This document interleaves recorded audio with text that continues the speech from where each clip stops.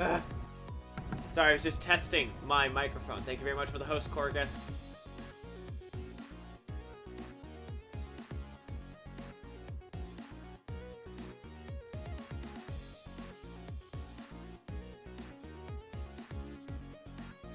Thank you very much for the host, Milk Steak. We're a little behind schedule right now. We might be starting a little bit late. Sorry about that.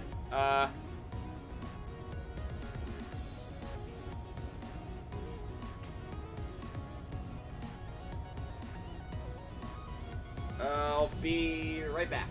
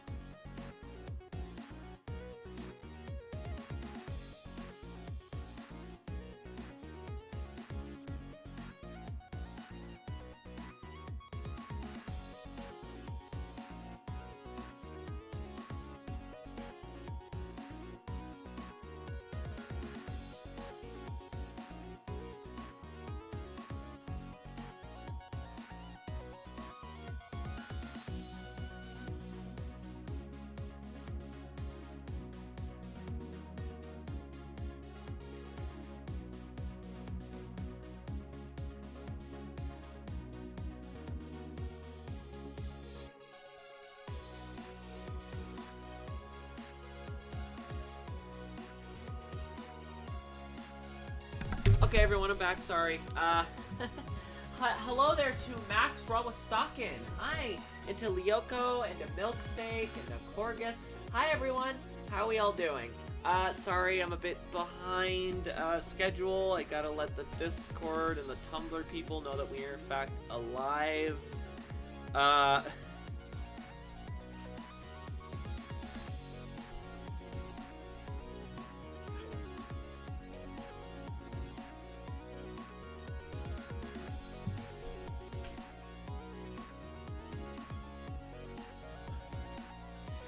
Oh, no, Lyoko, no.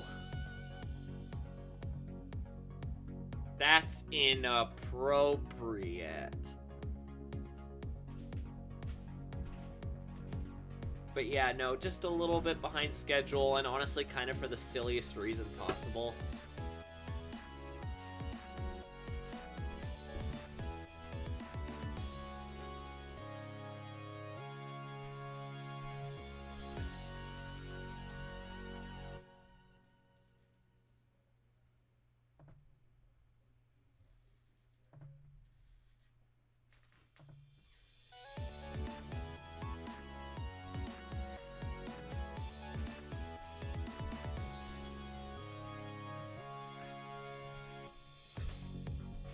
Thank you for the host, Style. Actually, best I see you. Love you guys. Okay, bye, Style. Or hi, Style, bye, Style. Whether or not you're in or out right now. Sorry. Yes, it's a Style. A very good.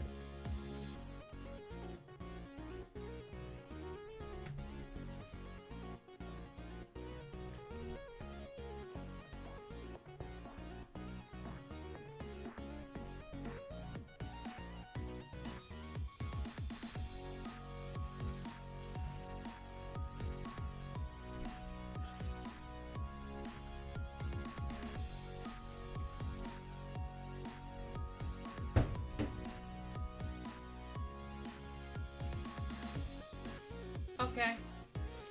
Also milk steak with the Zane art, of course.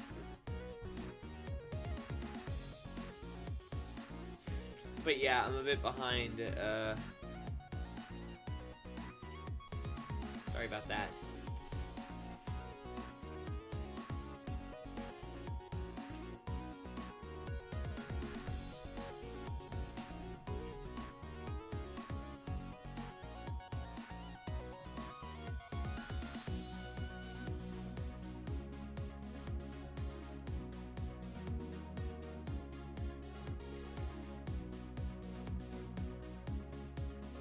Gonna give people a couple more minutes to get in, and then we'll be jumping right into the stream. Today, we'll be working on some stuff for... I tried City Scouts again and realized how bad I am at city management games. Fair enough, I haven't really played them, so I can't say for sure.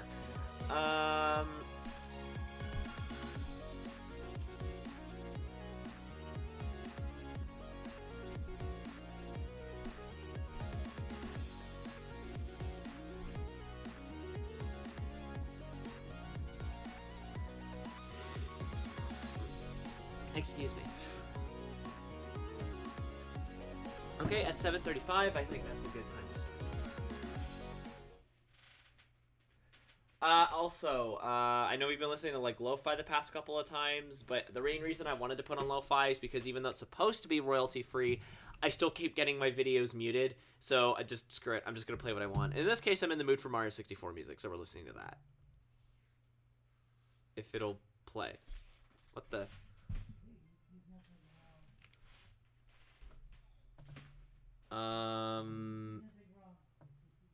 Oh.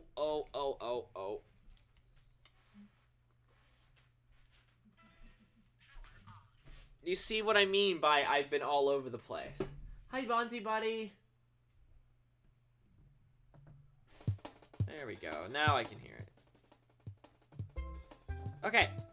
Let's just, the 64th Mario, yes. Let's just dive right in. Maybe this isn't the most appropriate music for this particular series, but screw it, I do what I want. So how's everyone been? Sorry for missing yesterday. Did you see that? I did, yes, very cute.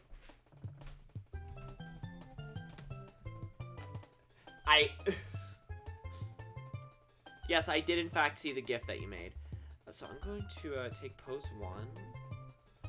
We're going to also overlay it, just kind of, first of all, layer merge selected, and we're going to...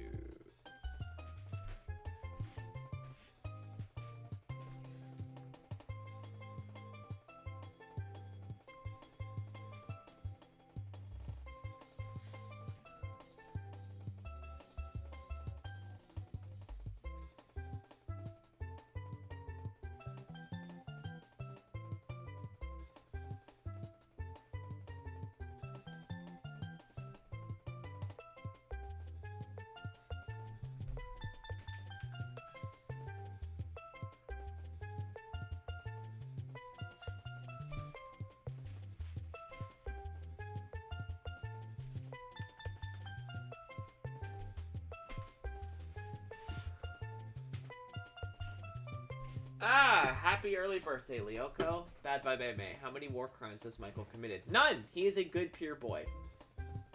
Well, I mean, yeah, he's a good person overall, and he's never committed any war crimes or any crimes at all. I'm also doing okay. Don't have to go to jury duty tomorrow. Yay! No jury duty. Your birthday's on the 19th. Yes, I think I remember you saying. I hope that's a good time.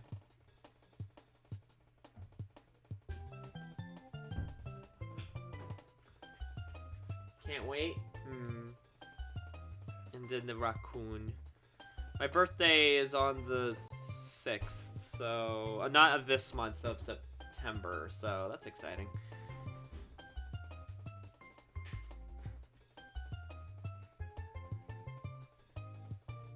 A Bonzi, but yeah, just get like a purple cake and just have like an icing picture of the Bonzi Buddy girl on it.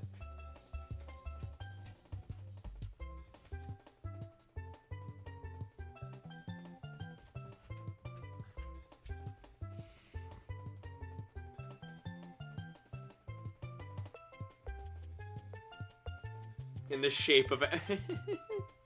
Oh, I see.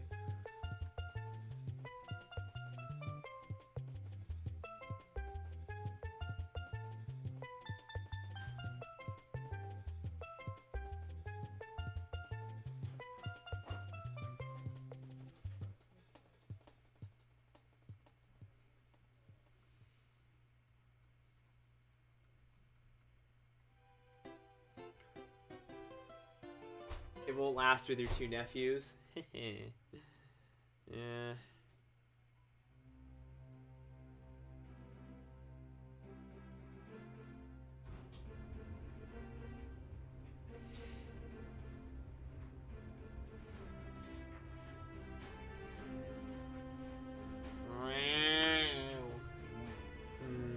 That was Blitzio. I think he just put on a load of laundry. Yeah. Yeah, what's up, Bonzi? Sorry. Sure. Yeah. I actually do, in fact, have an IMVU, though I don't really use it other than just, I posted some pictures, and they were more like Does that sound like a thing memes. for, like, diabetes or something? An IMVU? It does, kind of. I don't know what it actually even stands for.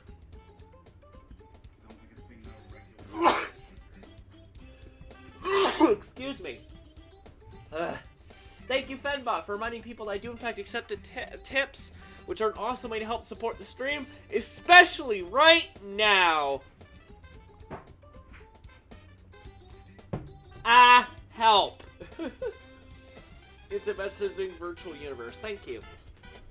But yes, we've got 8 days to go to make the $400 goal. I'm honestly not really expecting us to make the $400 goal, but at the very least, still, donos are appreciated. I don't know why I'm getting so sneezy all of a sudden. Anyway, donos are appreciated and very much help a ton. Again, especially right now. The Titanic rabbit hole. Indeed. The Titanic is so bizarre. Like just the events surrounding it and all that good stuff. I mean, obviously we know what happened, but like, even still.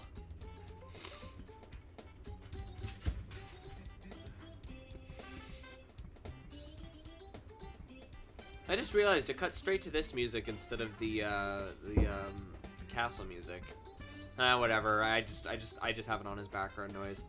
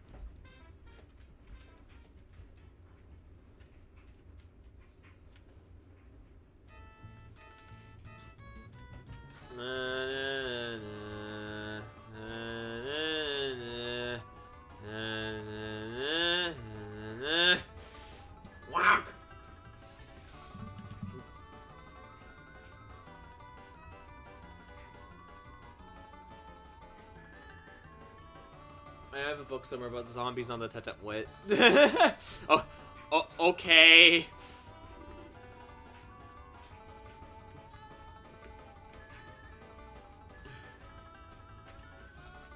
I mean, it can't be any weirder than there being a book about Abraham Lincoln hunting vampires.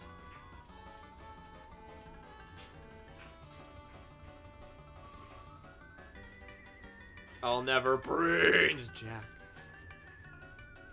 I'll never stop eating your kidney, Jack.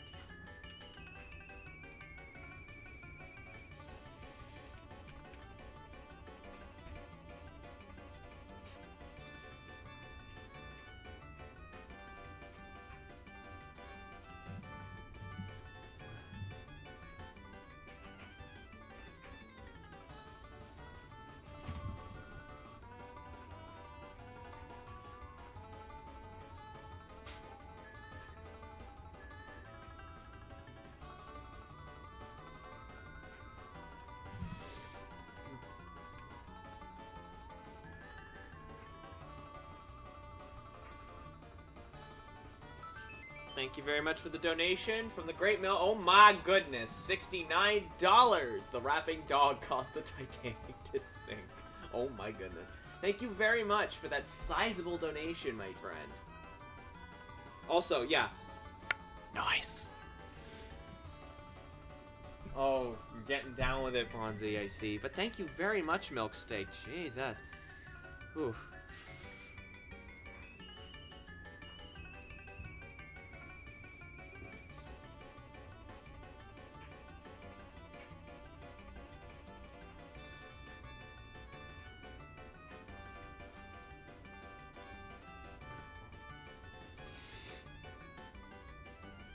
It is very much appreciated, my dude.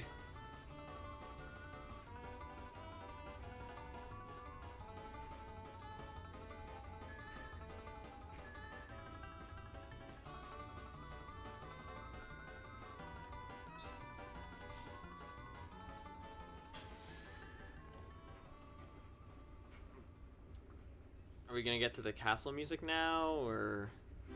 There we go. Jeez, it took a while to get here, even though it's literally, like, the second song in the game that you hear. Well, okay, technically, there's a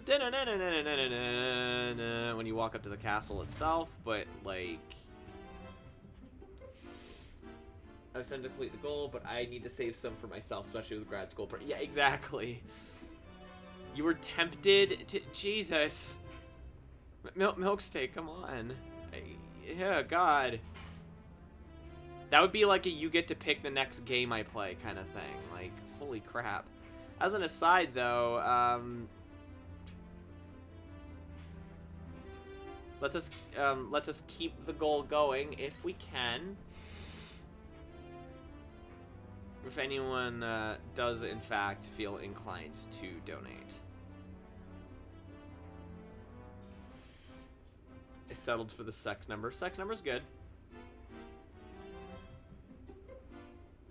Tell any amount is good, honestly.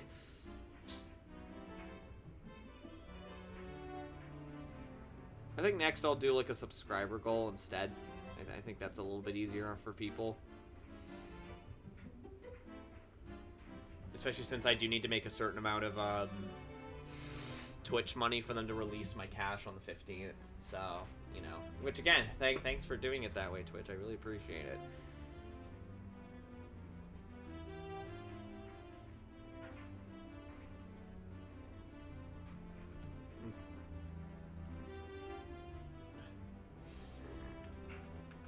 Style, what?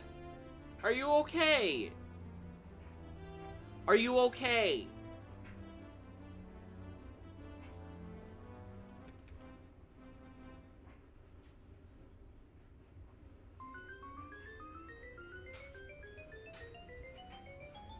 Yeah, are you okay? The fact that you're not answering is deeply concerning to me.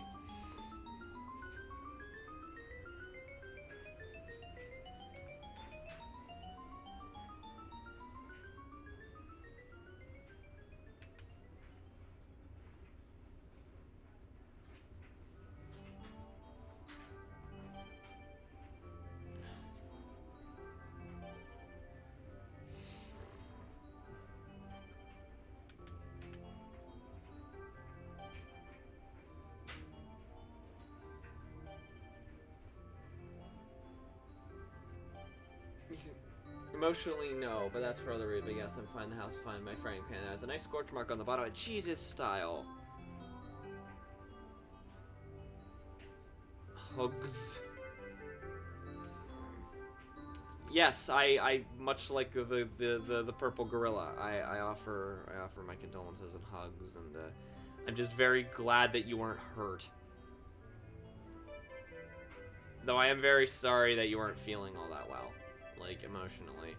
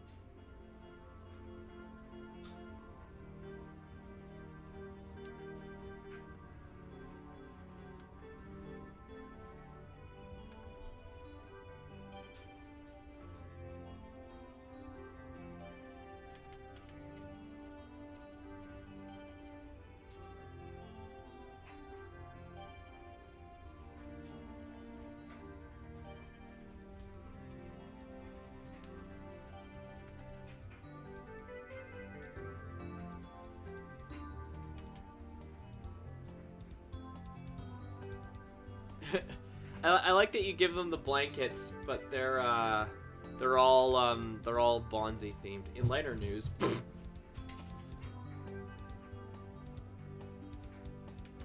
I feel like there's a joke I can make here, but I'm not clever enough to think of it, I'm afraid.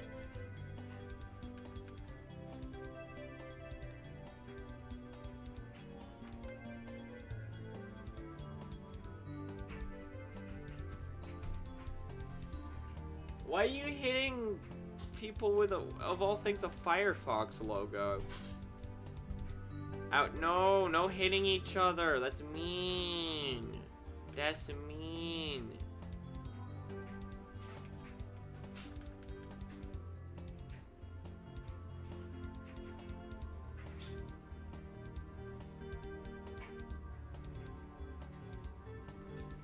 Non-stick pan, so I do the round thing, use vegetable oil. I use paper towel to spread it on the pan. I left it in the pan, turn on the stove, and you know what? Oil balls have a flammable.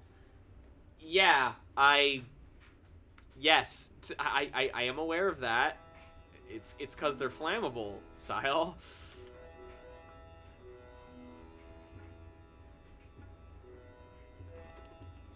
No hitting each other. I don't know why Bonzi commented with the eyes. That's concerning. I'm just gonna have me some chippies super quick.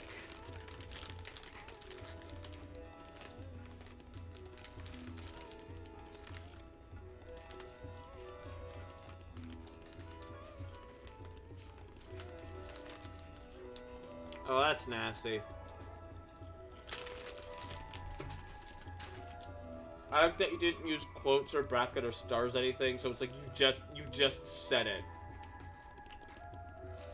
The program just went, let's out toxic fart. And with the way it's spelled, it's technically let us out toxic fart.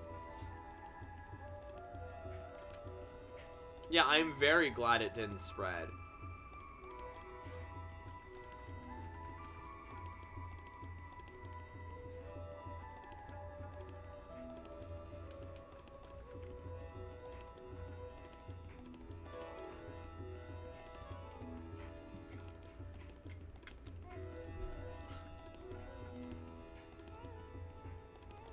Hang on, I need to check something.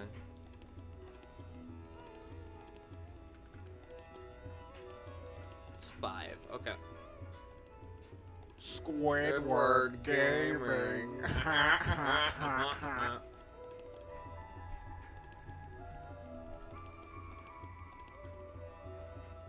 Just please be more careful.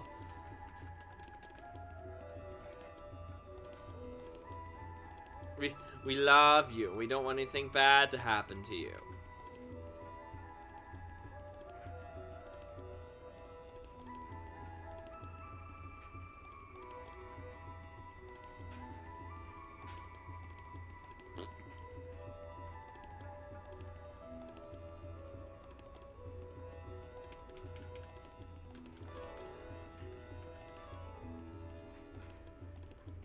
Thank you for of course, sweetheart. Again, I'm sorry that other things are also ailing you right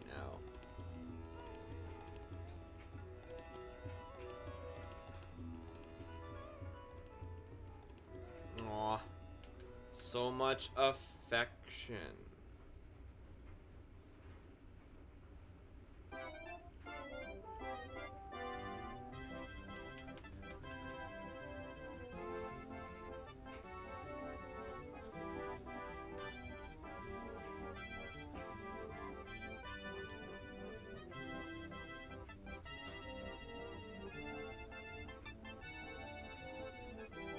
Eight big.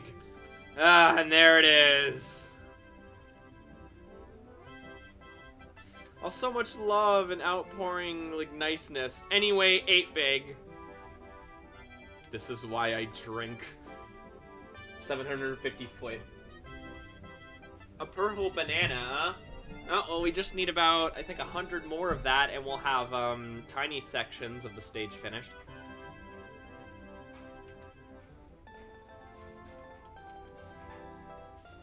This is a call post for Style Sadness. You are not welcome here. Go away. I concur. Go away, Style Sadness. That's just mean. That's mean. That's my friend you're being mean to.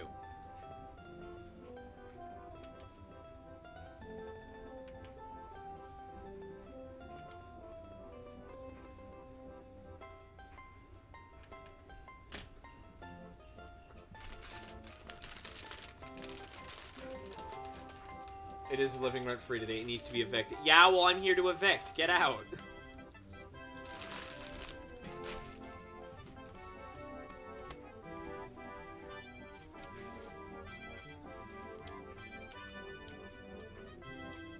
Deadass. I mean, did you see me in Yakuza 0 yesterday? I specialize in evicting bums.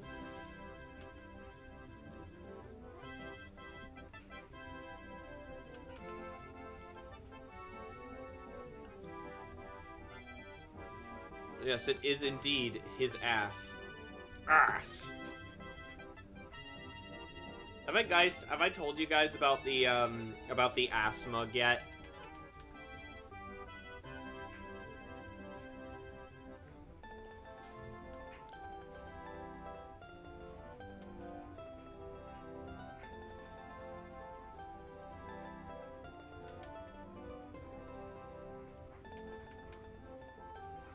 The what? Okay, it's nothing bad. It's, so one time Blitzio and I, we went to, EB Games, which is, GameSpot, which, by the way, they're actually starting to call them GameSpot here now. Anyway, we went to EB Games, and we were poking around, looking for things. You know, we were just having a good old time. This was a while ago. I think it was like 3 years ago. And I spot a Bowser mug, which I think that Blitzio would like. But I can't help it, and it says the boss or something, or like I'm the boss or something to that effect, or Big Bad. I don't remember. But with the way it was aligned, yeah. So it wasn't the boss because then there would be no A. But anyway, the way the text was like aligned, or rather, and the fact that parts of it were covered up, it was just this picture of Bowser, and it looked like it just said ass. So that became the ass mug, and he ended up buying it, and now we call it the ass mug. It's just a picture of Bowser crossing his arms with the word like the big bad or something like big bad like or something like that. And every time I see it, I just go ass every time. I just cross my arms and just say ass every time. What? It was cute and funny when we found it. I still think it's funny.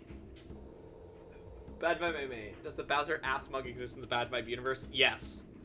In fact, I'm gonna work it into the background somewhere.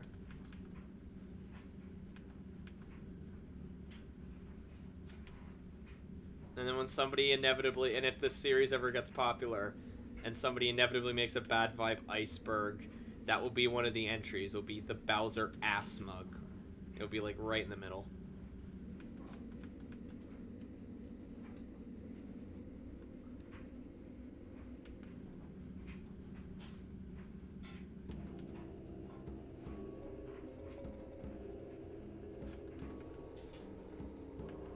big corporate owner will be drinking out of it. Oh no.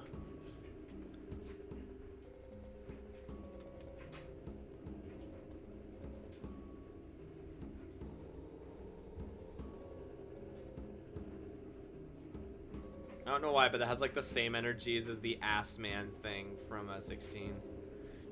Your name tag says ass man.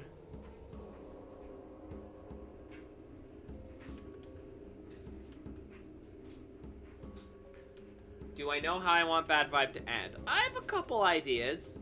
I can't say any of them because they could be potential spoilers, but I have a couple of ideas how I'd like it to end out. I will say this. Nothing will ever be quite the same ever again.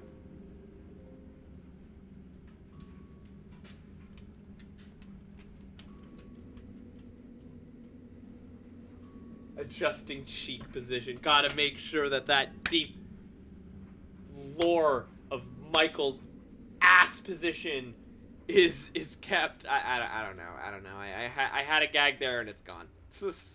There was a joke here. It's gone now. Yeah, you hear this clown music? That's appropriate. That's my theme. This clown music.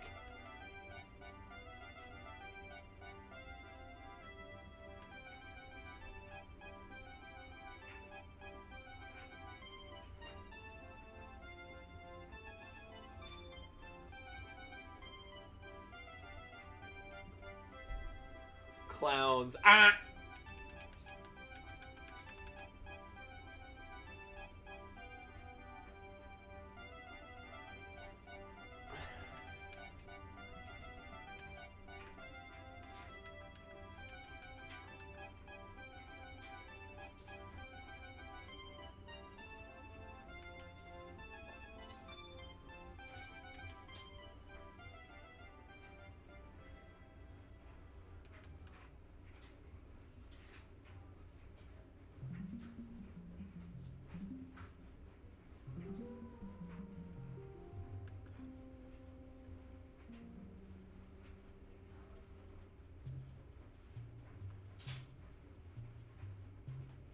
But no, like, for real, I really hope this comic gets popular, if only just so I could see what a Bad Vibe iceberg would look like from someone else's perspective. Like, here's the thing. As I make it, I could theoretically make that if I wanted. Like, I mean, I would technically have all the answers, but, like, still, that's something I can make and let people ruminate on.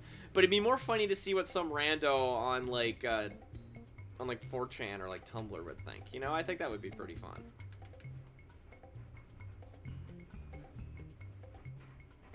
Or even, like, members of this community. I think that would be interesting to see what they would have to say. Wonk! Bad Vibe Anime Time. What does Michael's ass symbolize? How does it tie to the larger themes of the work? It ties back to the fact that everything comes back to his giant, round, clapular ass. That is all. How? I will let the work. I will let the work explain that, but for the time being, that's all I'm gonna tell you. Everything comes back to his giant butt. What species? Well, there's okay. So in the broader, looking at it in a broad sense, in Bad Vibe, there's really only like the major intelligent species are humans and Virum. Though Virum are the animal people and humans are, well, humans. Things like Felidae, which is what Max referred to, is just a way to refer to the fact that he is a kitty. But he is a Virum, just like Michael is. And everyone else, well, everyone else who is a Fluffy is.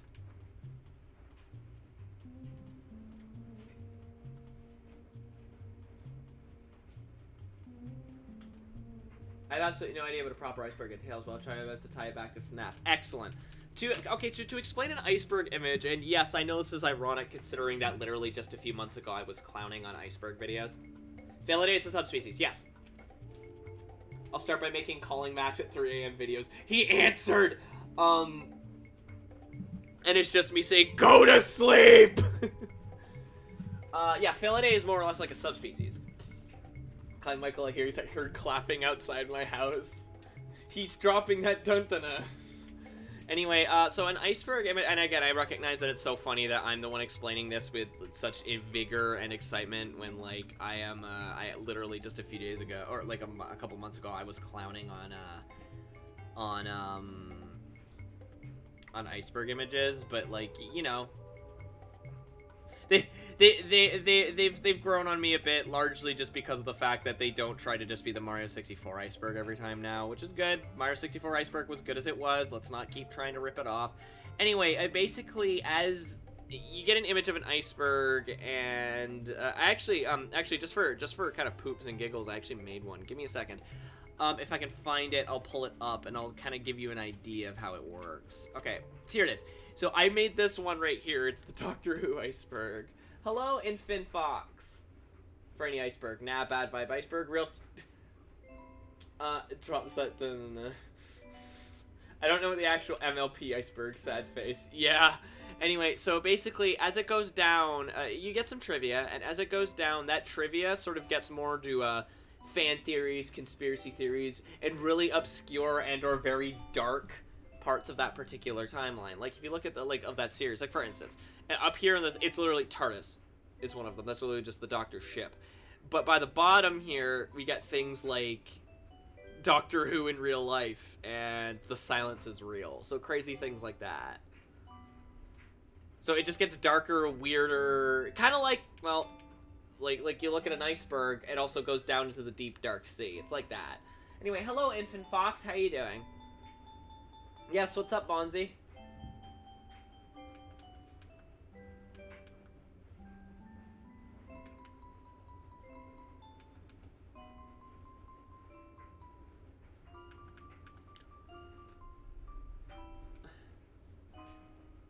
Are you a weeping angel because I can't keep my eyes off you? Ayo! I'd say that's smooth as hell, but then that would imply that I am a horrific monster. Oh,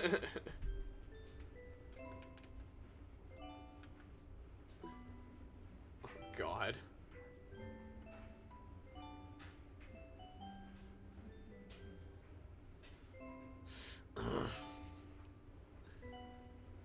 We could be monsters together. You know what that reminds me of? Like the, what is it? The Joker and Harley Quinn. Like, hang on, let me see if I can find it.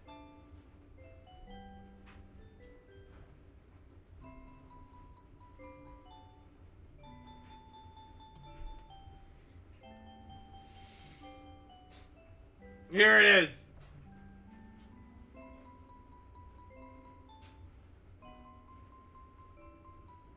Hang on, I gotta stop the music for this dramatic reading. She was fearless and crazier than him. She was his queen. And God help anyone who dared to disrespect his queen.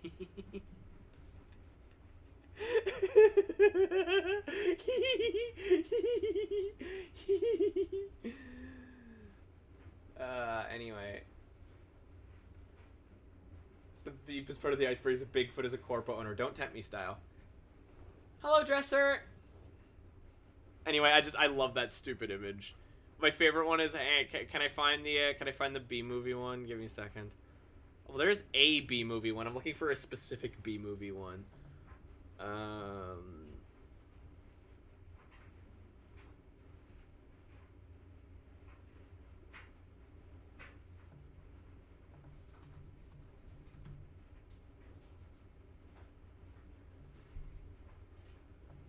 Ah, there we go.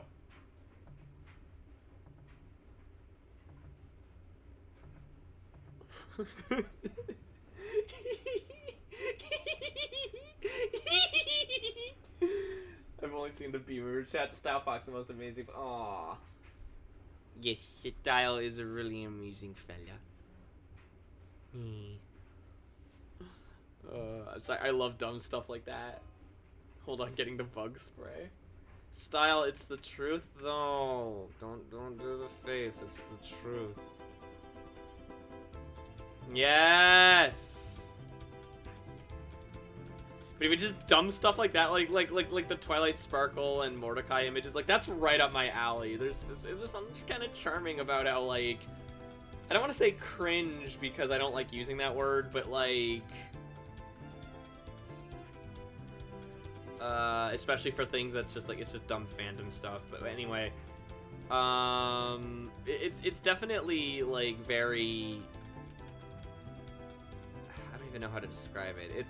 It's very normie, I guess, which almost sounds worse than saying it's cringe. But it's very much like that.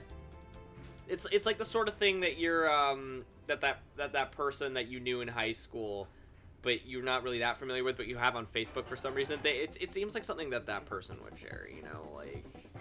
And there's kind of like a funny charm to that, more like in an oh god why kind of way, you know. I sent you a bad meme. Oh no, not a bad meme. Now I'm just somebody that I used to know. You're right, that is bad. I kind of love it.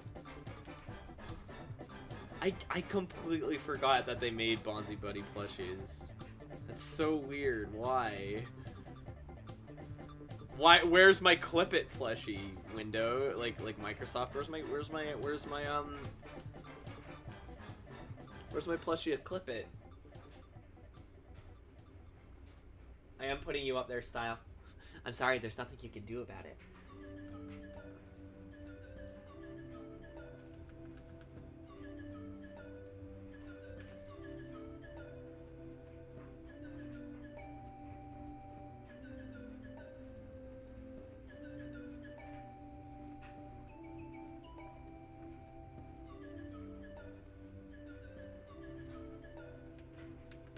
I really should have drawn the fingers properly. Look at these weird sausages. Okay, you know what? Yeah, no cheating on the fingers.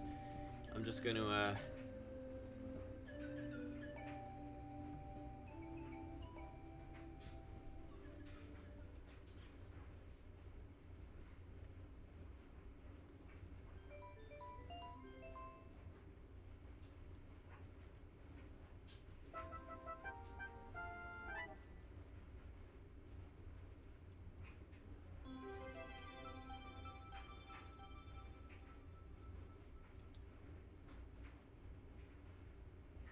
Bad Vibe fan theory. This is all a Jacob's ladder scenario. Max was stabbed by the mugger and the entire comic is what he sees as he bleeds out in an alley. I guarantee you someone's gonna think that. Bad Vibe creepypasta. Wait, I got one more. Oh, fantastic. Bad Vibe creepypasta. Then Max looked at the screen and spoke to me. And he said, you want to know what he said? You want to hear what he said to me? Amogus. When did Bonzi Buddy ever go to Sonic Boom?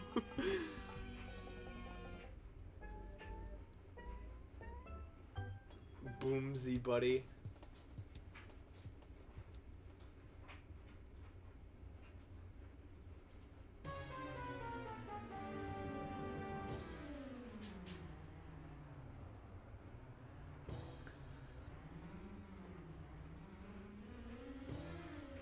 Quick, guys, let's try and come up with like a bad vibe creepypasta. Okay, so.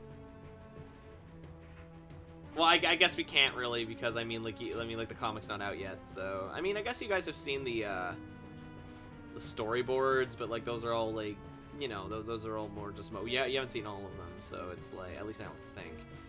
So Max escapes the comic. It goes after my bad vibe fan theory. The comic takes place in a universe where they kept making Shrek movies, giving DreamWorks more and more powerful enough powers to start the corporate wars. One more meme. Okay. I was like, somebody said something about like game theory. Comic theory is Max Bad Vibe and FNAF. Insert clearly edited FNAF 1 screenshot.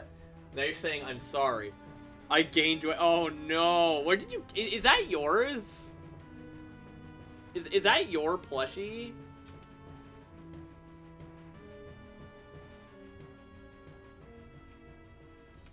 Okay, so...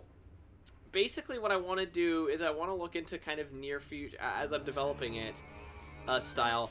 I want to more focus on like near future technology, but some things will be a bit more fantastical, but I mean, like, yeah, there definitely will be things that are more fantastical, but a lot of them will be based at the very least on interpretations of future technology. I do want to take them in enough of a different angle as to when the comic is, like, old, it won't seem super outdated, but there definitely will be elements of that.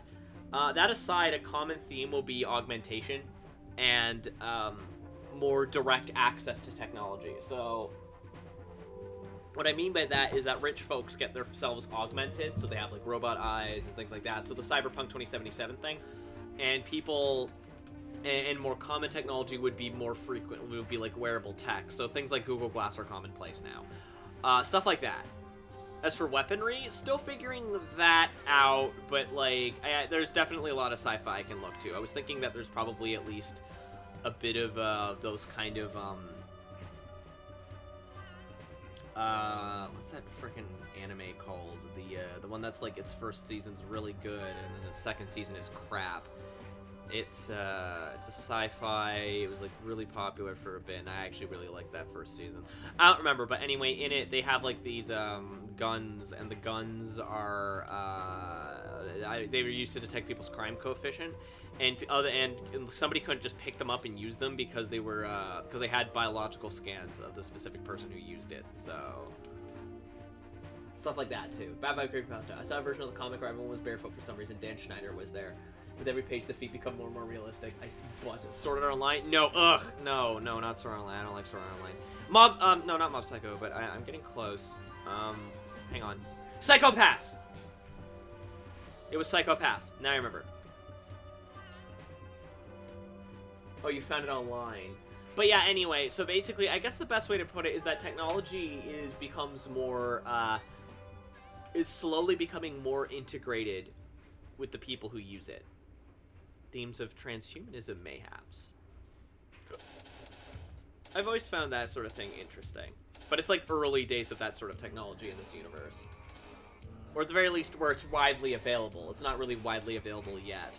Though something I would like is that as the comic goes on, we do see a bit more of that becoming more available. Almost like the hand-me-downs of the upper class.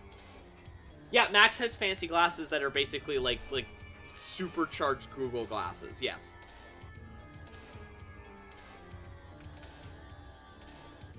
And he actually toyed with them himself. Like they were already obviously more powerful than the average Google Glass by this point, but he's also, like, toyed with the technology to make it even more efficient.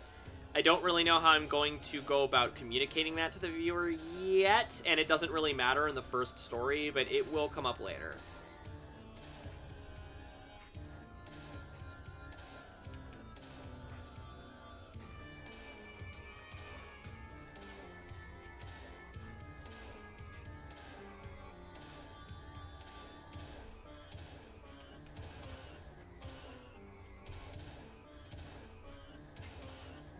Damn, he has a nice back. Thank you. He is he's a well-toned boy. He keeps fit. I didn't want him to be, like, over-the-top muscly, like superhero comic muscly, though. I wanted him to at least by cartoony, furry comic book standards, to be at least a little bit more reasonably proportioned, if that makes sense. I don't know how much I succeeded on that, but, like,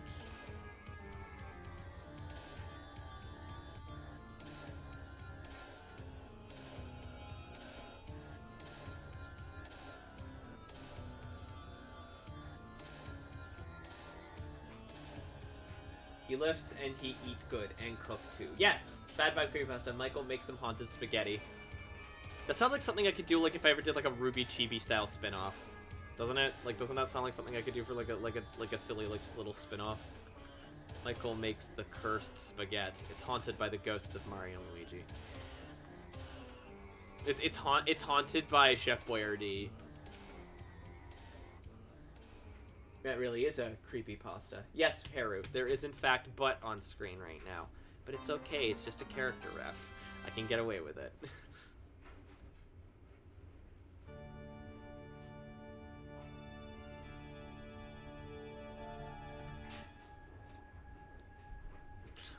I'm not a shopping list. I'm a ghost!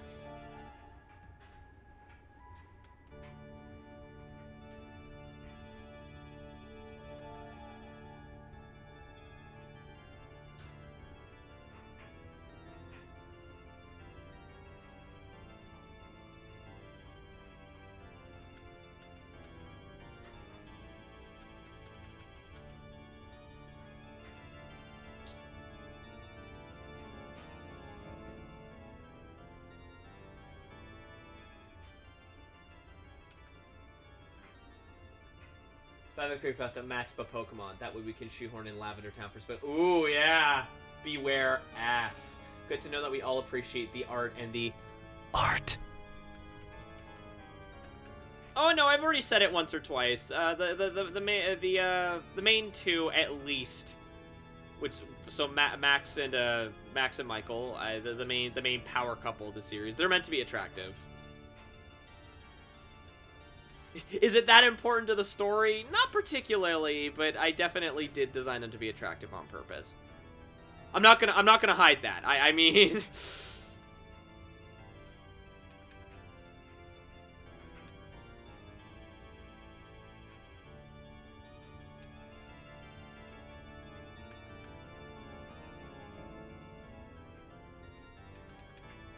Oh, I forgot to color in his paws.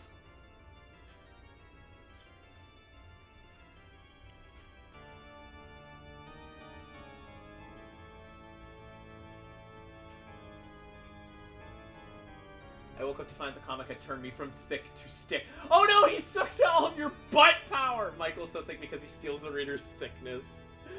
I went from to a Geek Fox appreciating the butt I see. Hi Geek, how you doing? Peach, dun, dun, dun. A cat and a peach.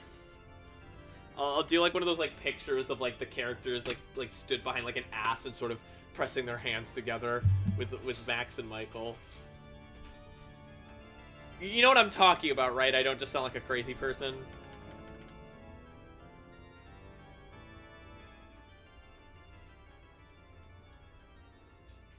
Butts are a beautiful thing in the world. Hang on, what color was the background for this? I think it was just an off grid. So let's make this an off blue. Just because I feel like it. We're not quite done yet, but you know.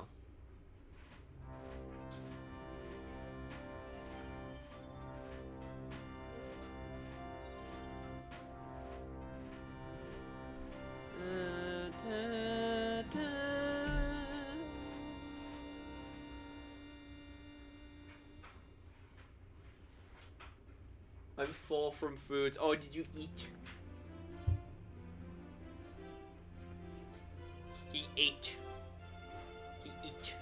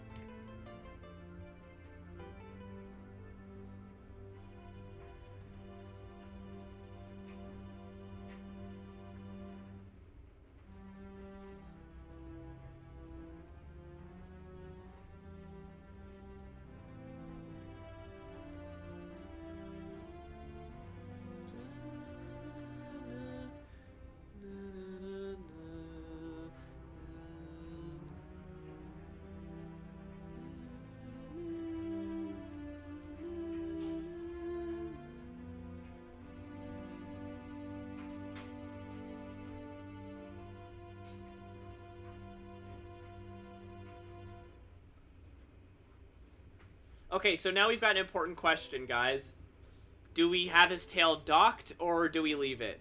I mean, his ears are already docked, so since he's a Doberman. Hydrate. Haru with posture check and karaoke time all-star. Somebody once told me the world was gonna roll me. I ain't the sharpest tool in the shed. She was looking kinda dumb with her finger and her thumb in the shape of an L on her forehead. Well, the years start coming and they don't stop coming and they don't stop coming and they don't stop coming and they don't stop coming and they don't stop coming and they don't stop coming and they don't stop coming. Come on, guys, should we do it, doctor? Should we leave the tail as is? They don't stop coming and they don't stop coming and they don't stop coming. I'm gonna make it a poll, actually.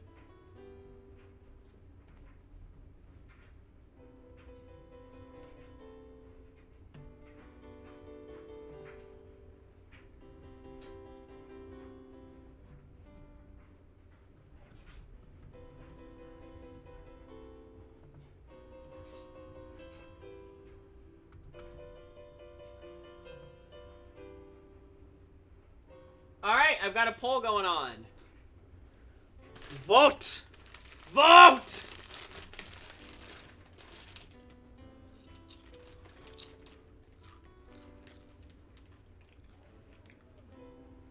Docking means when you, like, get it, like, removed or altered, basically.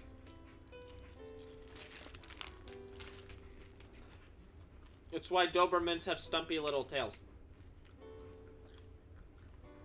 They're actually supposed to have these sort of medium-sized slender tails. There is a reason for why people do it, though it's often considered... Yes. It's considered to be a bit morally dubious. Though there are health reasons, particularly the Doberman ears, why people do it.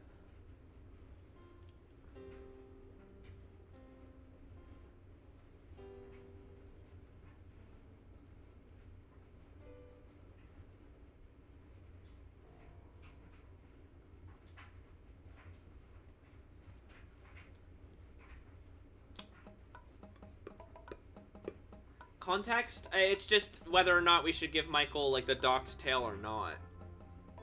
That's it. That's all the context. That aside, though, if we do dock it, there is... For corgis, it became a standard because they were hurting dogs that they didn't get docked, and the past cows would step on their tails. Yeah. Oh, it's Fenbot letting people know that we're glad to see you. Fenbot's doing well, by the way. He sat on my lap, and I'm giving him scritches under the chin while I wait for the poll.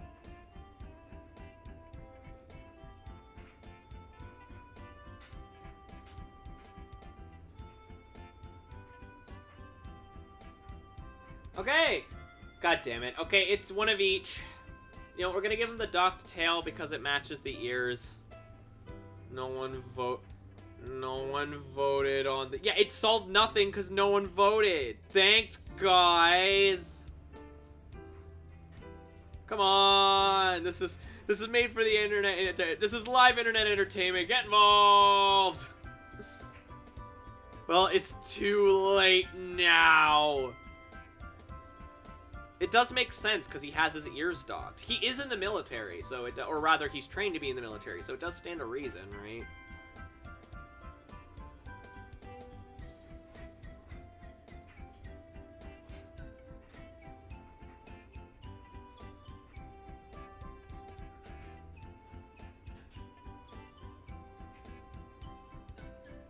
Thank you for redeeming me to stretch.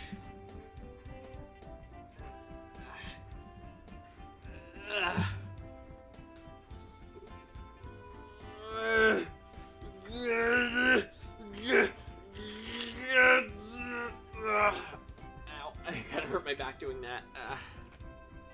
I think that should tell you about the condition I'm in.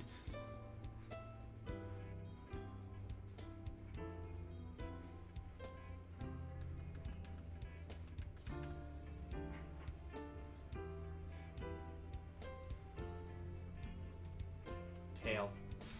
Yes, it is a nubbin.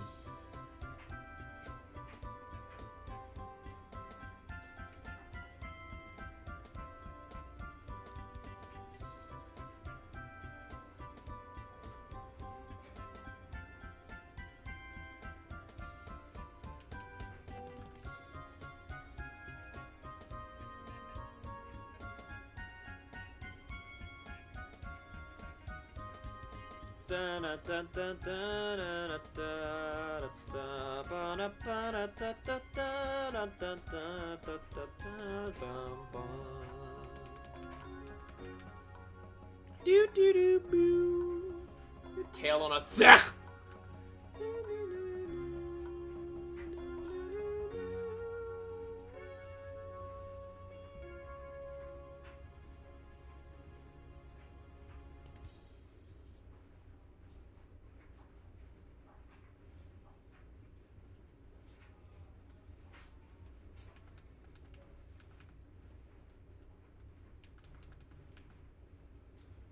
Gooms. Are there any humanoid geese in the BADVIBE world? If so, there are humanoid geese, and no, they're not as awful. Because they are civilized, human-esque creatures. But yes, there are geese. Alright, we need new music.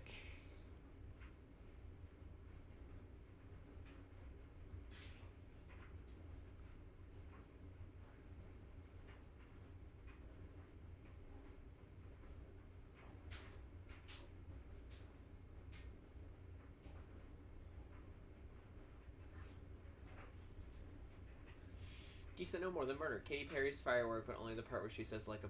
Do you ever feel like a plastic bag? Like a plastic bag? Like a plastic bag? Do you ever feel like a plastic bag? Like a plastic bag? Like a plastic bag? Do you ever feel like a plastic bag? Like a plastic bag?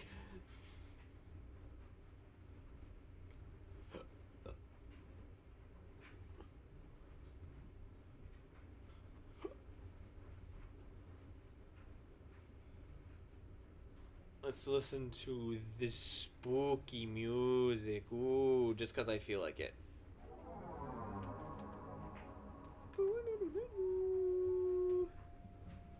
I don't see what that is. What is that? The emote? It's like a boot or something. What is that? I legitimately can't tell what that emote is. I'm sorry. It's very small. It kind of looks like Karibo shoe or something.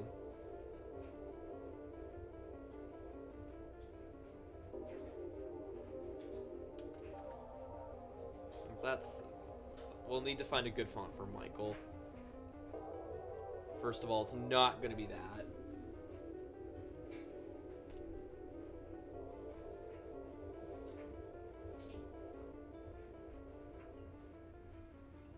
It's a plastic bag. It's a plastic bag.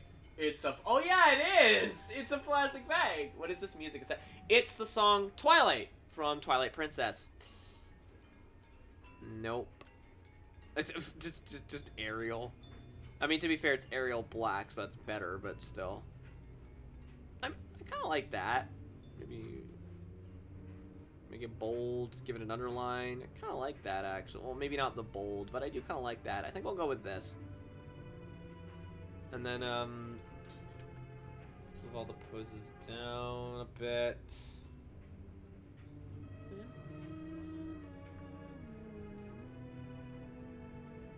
That's why I have almost no music with TP. Huh?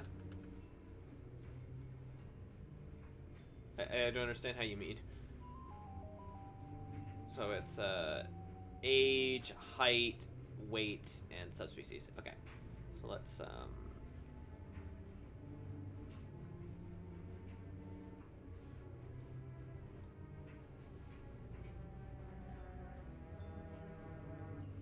is it like age colon, or is it just like something years old? Let me see. Yeah, it's something years old. Okay.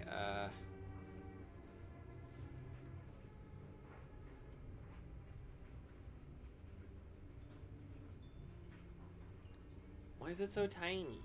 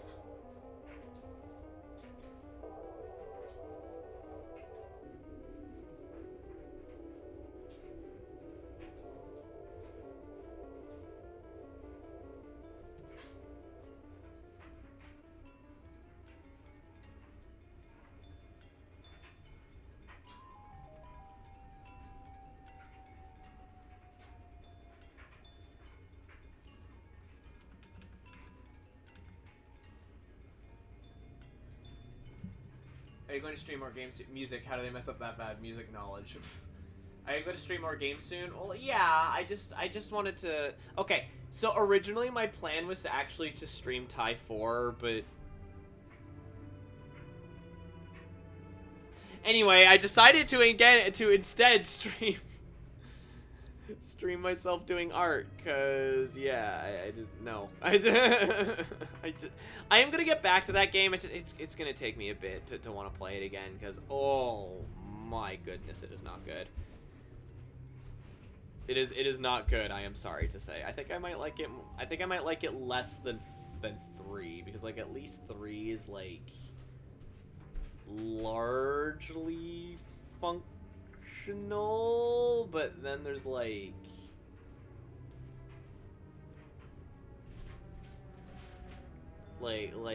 4 is just half the time it feels like the game isn't even or I don't even know if it is because it's working like it's supposed to and it just sucks, or if it's not working like it's supposed to, and that makes it suck. Like, it's hard. I don't know. I genuinely don't know.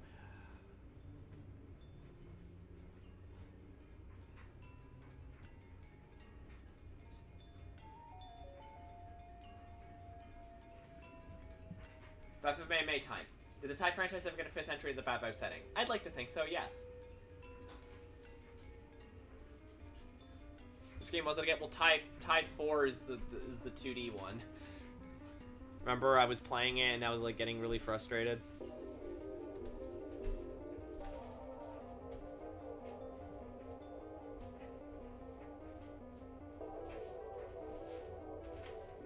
Because it was like really bad.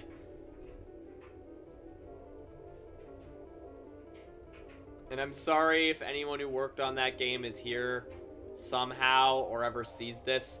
I respect you all a great deal. You put in a lot of time and work, and you were on a very, very, very tight budget. I understand that, but the game still sucks. Like I'm sorry. I'm sorry. I really wanted to like it, but no, it blows. I'm sorry. The game blows. There's just no way around it. It sucks. I guess it's kind of neat that I get to, play as the other characters, but, no, it blows. Sorry. Sorry to say.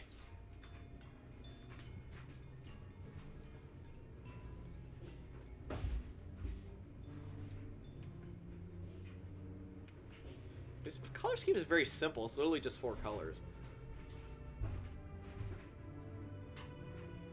BADVIBE May time. Does Max ever feel like a plastic bag? All the time.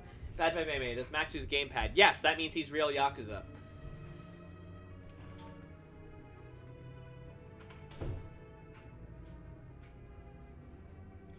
Let's just... Alright, that's Michael's sheet done. Well, actually, I do want to real quickly maybe fix up the format. No, that's about right. Okay. Yeah, okay.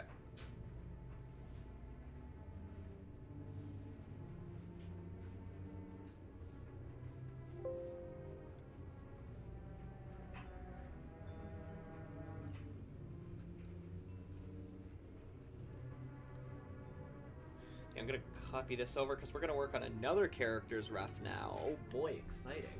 2 naked dude. Anyway, what was the...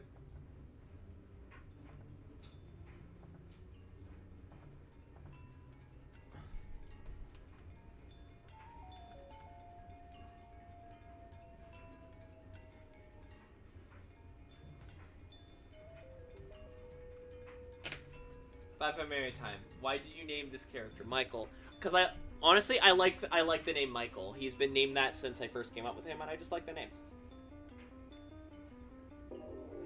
Virum is actually a source word. It's actually based on the source word. I want to say it's like Latin or Afrikaans for animal or animal people or something like that.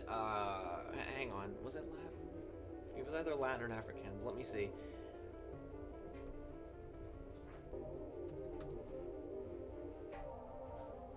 Or beast. It was something like that.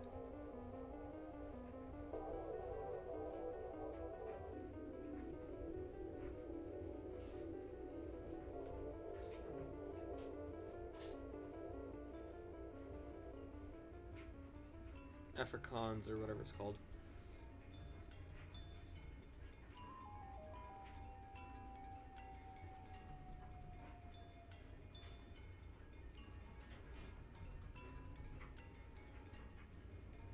BADVIBE. It was something like that. I don't remember the specific source language, sadly, and my Google foo is currently proving fruitless. But it is, in fact, derived from another word. BADVIBE. Will the character be thick as he's actually the thickest character because he is the widest, tallest character of the main cast. I actually also should probably have Michael on hand to, yeah, he's the tallest character, I'd say. I was thinking maybe Lawler might have been a little bit taller, but no, he's the tallest character. So I'm just going to, because I do want to at least have him there, so it's like we know he's, no, that's the wrong, no, don't be a bit.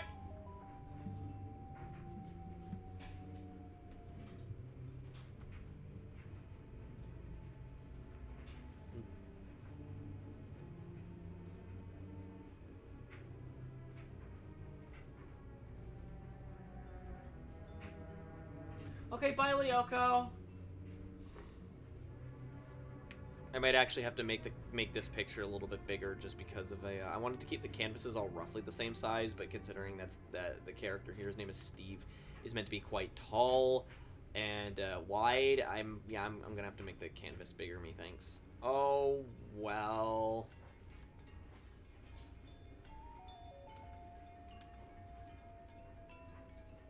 See you later, Lyoko. Thanks for hanging out.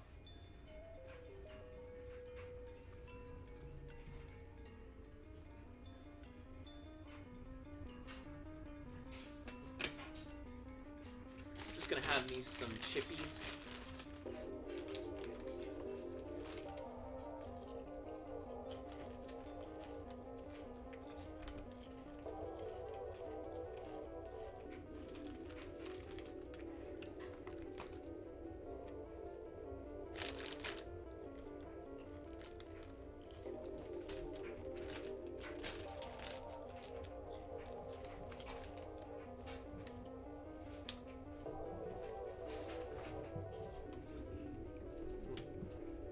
Snacks time, yes, chippies.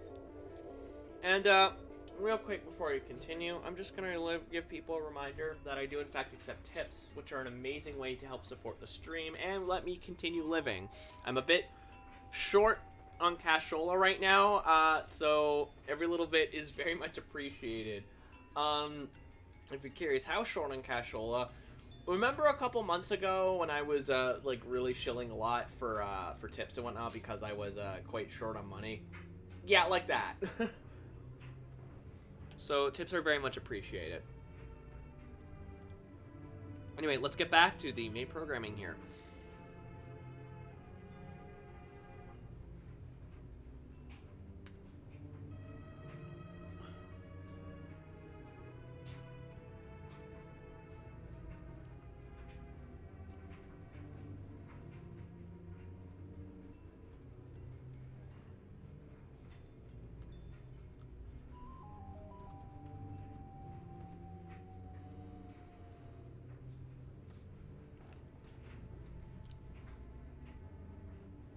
Also, this is a, as people have been asking questions, both serious and comical, this is, in fact, an AMA stream, so please don't be afraid to ask questions.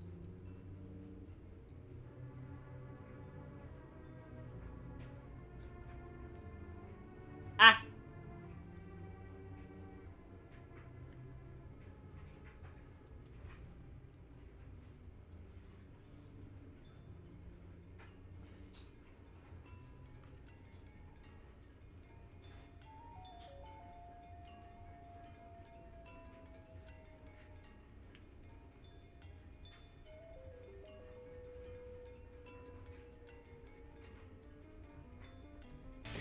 Hey, thank you very much for the resubscription from Lostman for 5 months. He's been subscribed for 5 months and is at tier 1.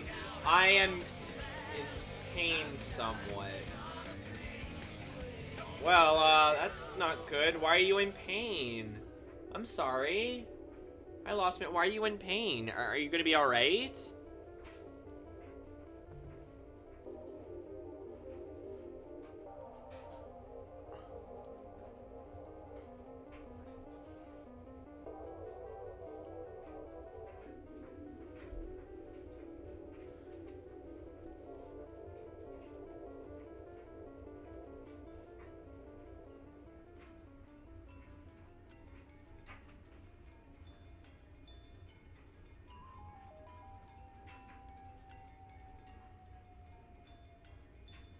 Maybe that was a bit extreme of a word. Well, like, how do you mean? Like, nice references. Yes, thank you. Polar bears are good and wonderful. Squidward Gaming.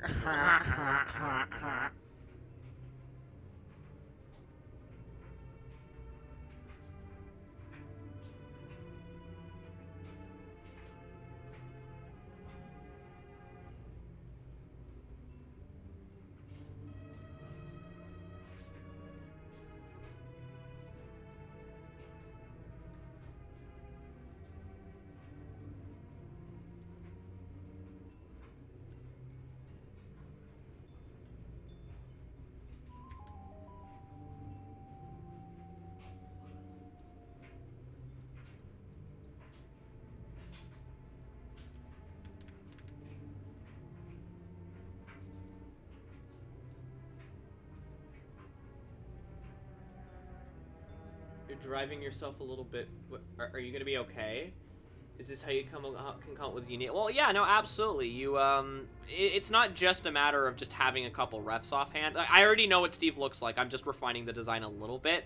But when it comes to mostly in terms of proportions, I want to make him look more like a polar bear. I feel like I haven't I feel like he doesn't really look as much like one as he could. Are you sure you're okay?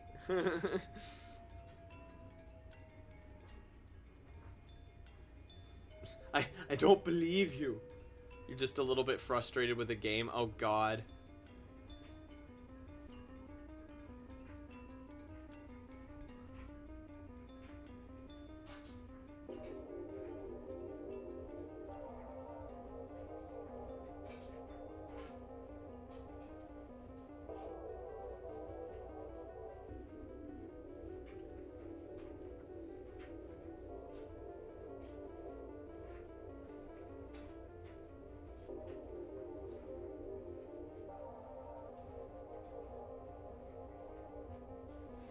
Yeah, what game?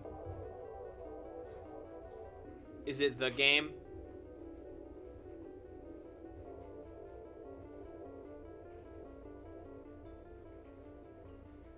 I am very well aware how you and Corey feel when guys hit a well and it get wet. Oh, a well?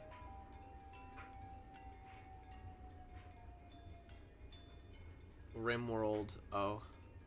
I'm not really familiar with RimWorld, but like...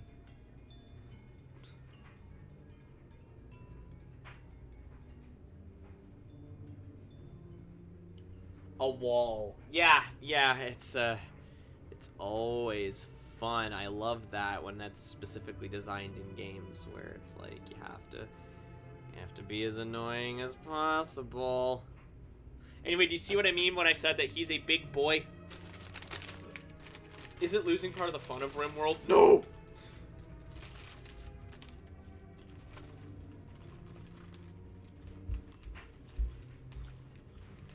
Take the Sims with firefights. Oh, okay.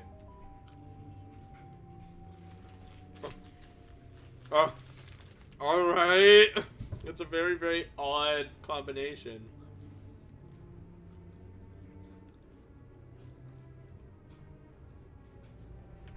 She's question, do you ever get that feeling on what you're supposed to draw? Oh, I'm not quite sure what that feeling is, but if you mean, do I ever just kind of click with an idea and know what I'm supposed to do? Sometimes, yeah. Sometimes I just get an idea and I'm just like, you know what, I'm gonna just try it and see how it goes out. And sometimes it works and sometimes it doesn't. Inspiration is a fickle thing and it can spark at any moment, and your inspiration and what somebody's inspiration is going to vary from person to person. What gets you in the mood, what kind of things make you feel inspired, that sort of thing. You know, it really does depend very much on the person.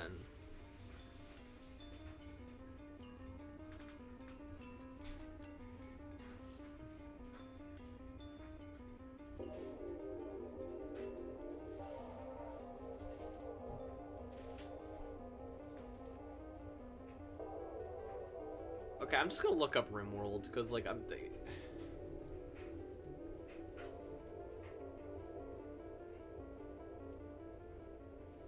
Okay. Are these, like little blobs or something? That's not what I was expecting.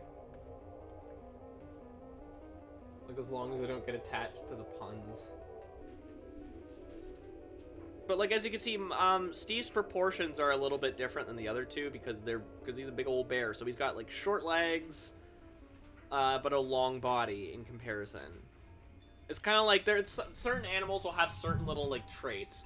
Like Max, like if you look at Max's eyes, they're not like everyone else's. Everyone else's eyes are pretty normal, but cat eyes in this world are like cat eyes. They're big, they're wide, they've got this like slit pupils, you know.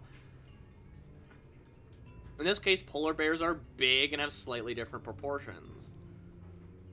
Not like so different that I think that they look out of place, but different enough, you know.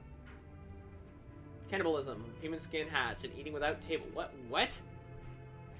What? What are you talking about? Is it in the game?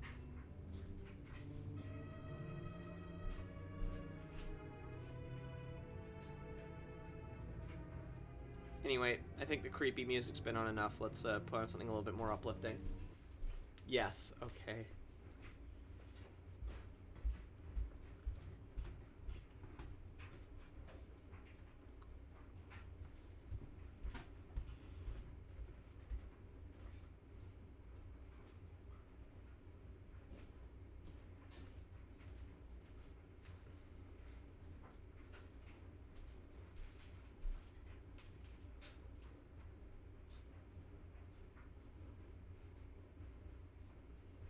Wait, what? No.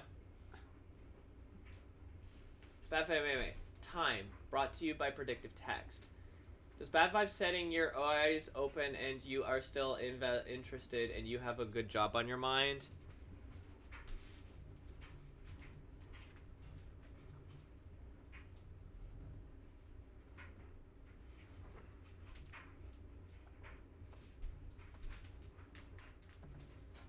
Well, that's an interesting question, but thankfully I have a very concise answer. Have you ever had a dream that you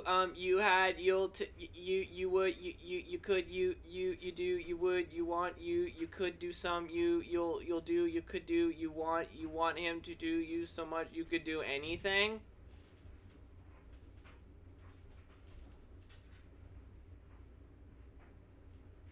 People have unique art styles when it comes... Yeah, absolutely. If you look at how I draw things different from someone like Sayo or someone like Choco Mingo, these are all very different art styles. There is no one way to draw furry.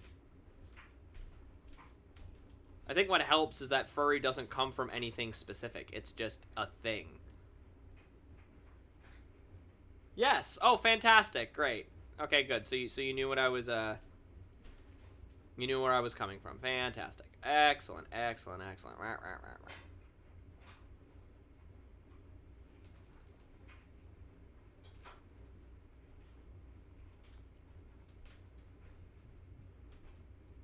All right, no, for real though. I need to put on some music now.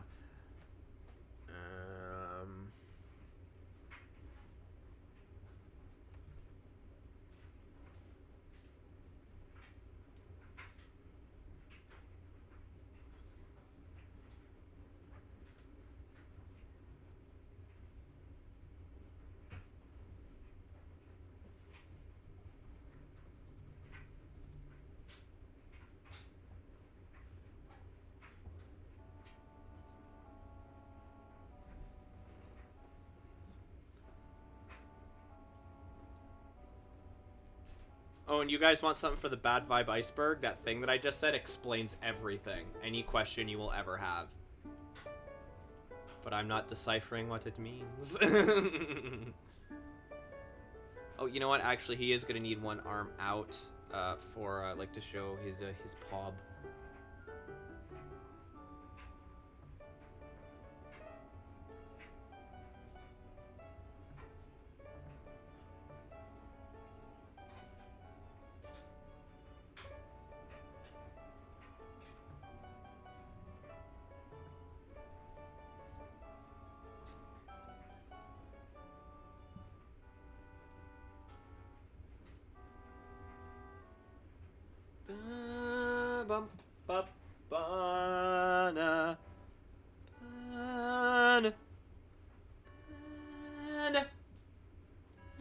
Cannot be as deep as the Elder Scrolls iceberg. Oh, honey, you've got a big storm coming. I'm gonna make this series so goddamn obtuse. Which character are you looking forward to tormenting those? I mean, Max, obviously. He's the main character. But I also look forward to seeing him and to seeing him overcoming the difficulties put in front of him. Because I think he can do it. I think he is a smart boy and he will be able to do it.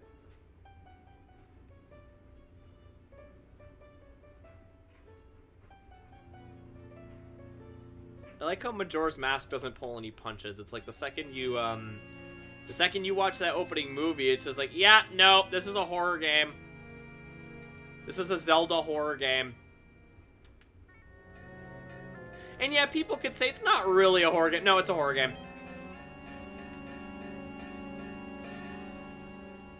Horror is one of its genres. That was clearly the intent.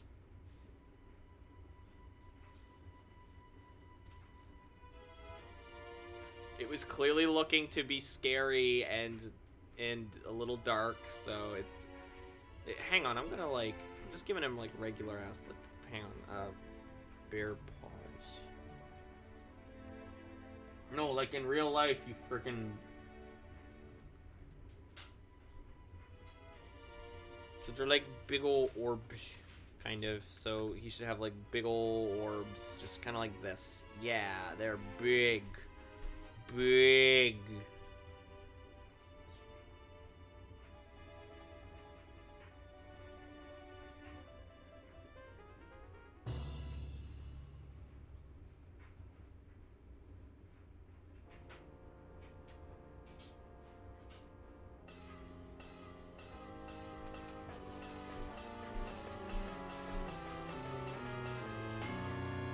Thank you, Femba, for reminding people about the tips. If you look in the top right, we've actually have a tip goal.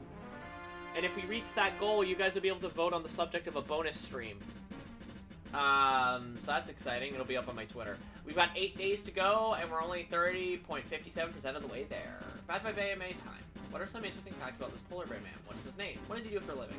This is Steve. Steve Silas. Steve is actually Max's childhood friend. As of right now, he's a social worker, and he's also going to school because he wants to go into, he wants to make that, like he's a volunteer, but he wants to make that his job, and so he's going to school for that sort of thing, like anthropology and the like. Despite, he is, a bit of a, he can be a bit of a space case in terms of how he kind of, like, behaves. Like, he's a little bit oblivious at times and a bit spacey, but he's actually very observant and very compassionate. He's easily the most kind-hearted member of the main team.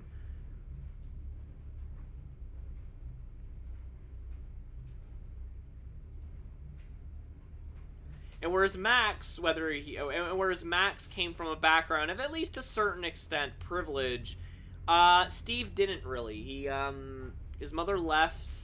His mother and father got a divorce, and he doesn't, and sort of as he got older, he would see less and less of her, and his father kind of fell apart as time went on.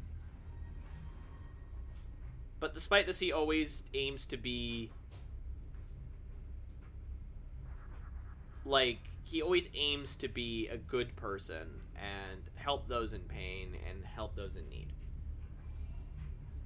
He's about as big a nerd as Max is, and for things like science fiction and video games.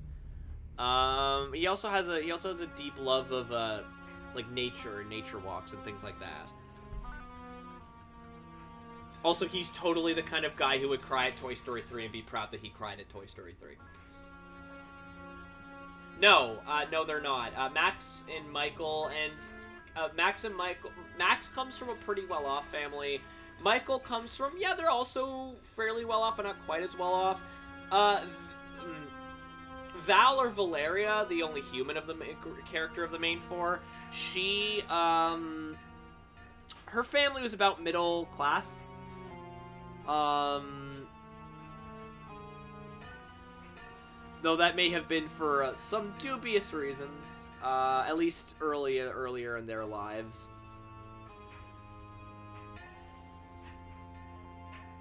Though more so the father than the mother. The difference being is that Valeria's parents actually stayed together.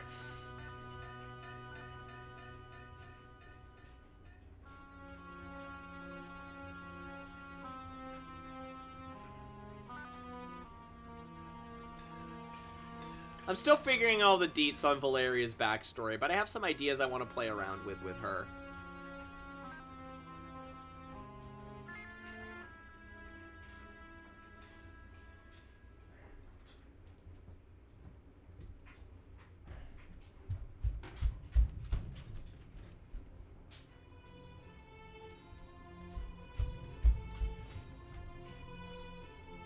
Also, thank you also, again, Lostman, for reminding people that I do, in fact, accept tips.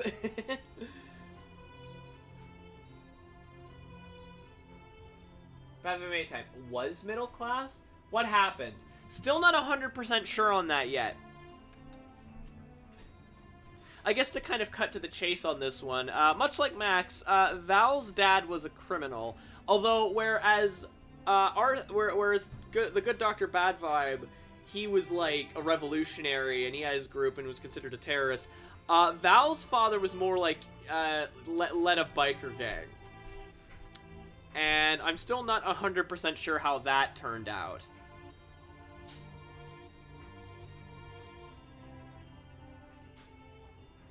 Selling bootlegs.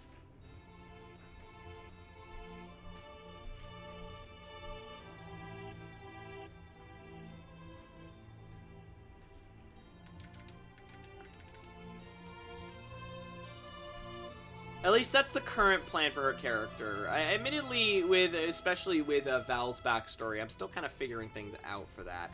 I want to have like full like multi-comic arcs about about each of the main sort of four's backstories, like 2 or 3 issues. I guess they'd be more like mini arcs, not full arcs, about their backstories, and I think we'll go more into detail of them there.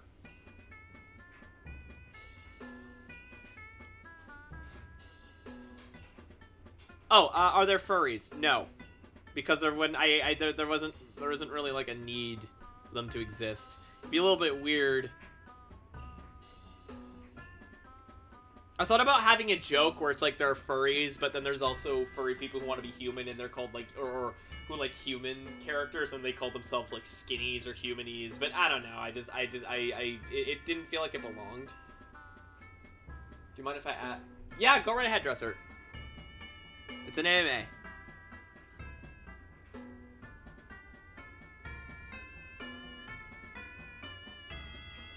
Successful police sting operation? Maybe. I've thought about that. But I've also thought of he's still out there right now. He's just on the lam.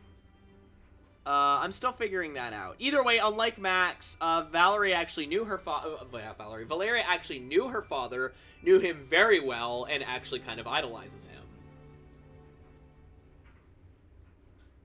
Sold that ridiculous. Oh no! I know it's great that I know what you're talking about now.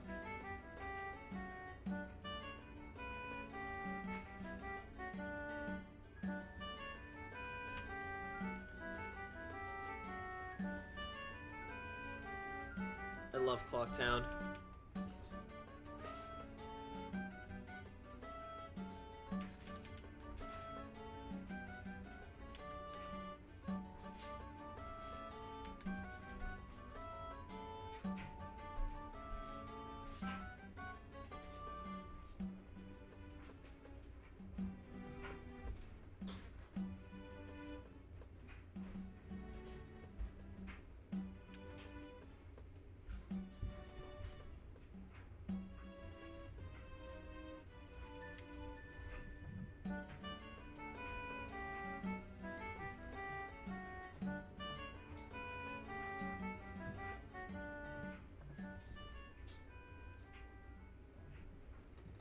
You're not feeling well? Valeria's father started the galaxy. No! Oh, that's great. Bitcoin, ayo! I'm not feeling. Oh, I'm sorry, Bonzi. Is there anything I can do to help? Your stomach is. Oh, maybe get yourself some water and go lie down. I'm giving you pets on your head. It's okay.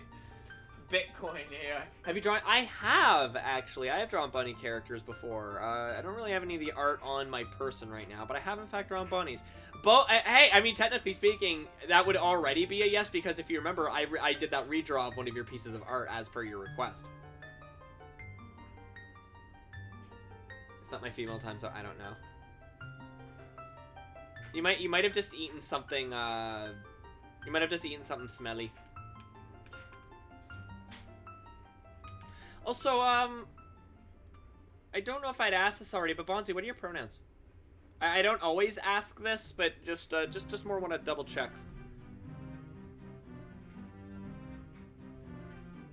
My mom's cooking. It might be. They, them? Okay.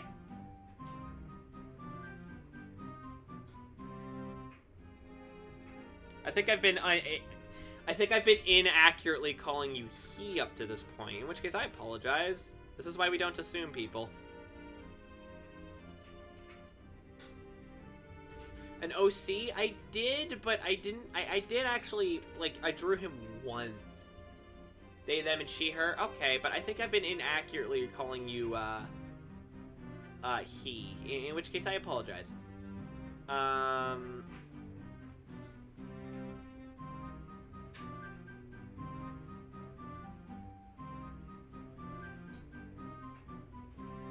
It's okay, heart. Yay! Anyway, what was I saying? You know what? I'm sure if I, like, checked on the Discord, I would have known that. Anyway,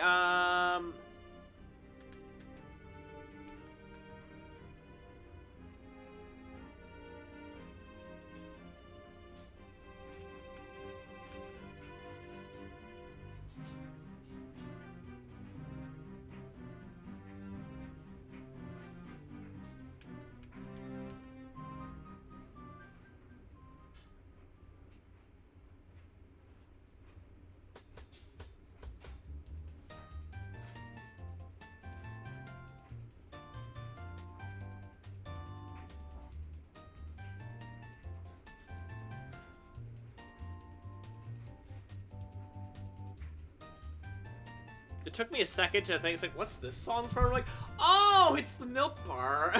Oh, that's right. I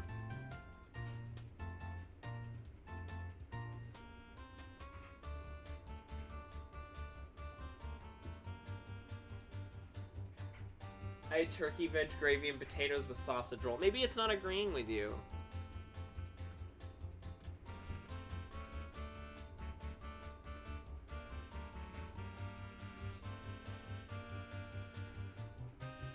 Anyway, look at this big boy.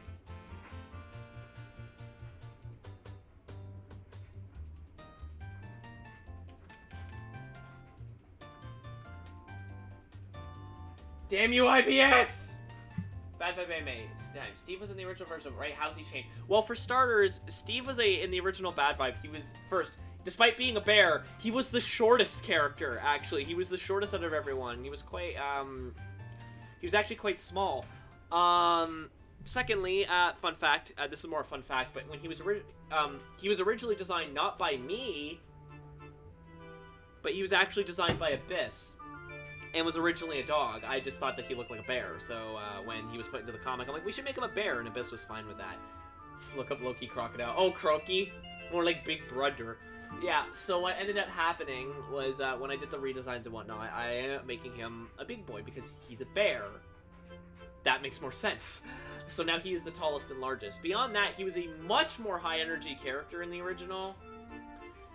He is a much more high energy character in the original. He was like the lol so random character. He was the, you know, whereas here he's funny and he's goofy, but he's more like there's a reason why I gave him this kind of sleepy look. He's more relaxed. And also he's not quite as stupid either. He's definitely a lot smarter.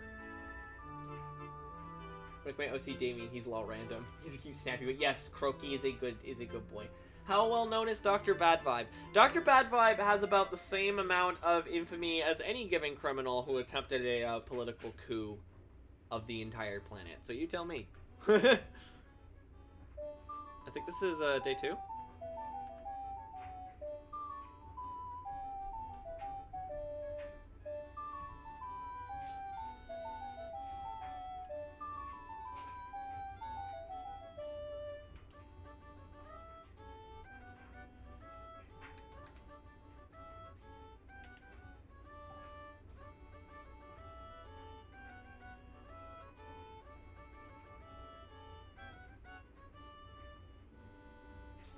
Beyond that, I wasn't really sure of what Steve's original kind of role in that story would have been, other than just emotional support. I think he serves that role quite well, so he's definitely doing that in this. But I definitely want to give him a bit more urgency in this story, and I think by making him like an old, like the oldest of Max's group of friends, who even, like except for maybe Michael, has like the best grasp on what kind of person he is, I think that could go a long way and could make for some interesting storytelling.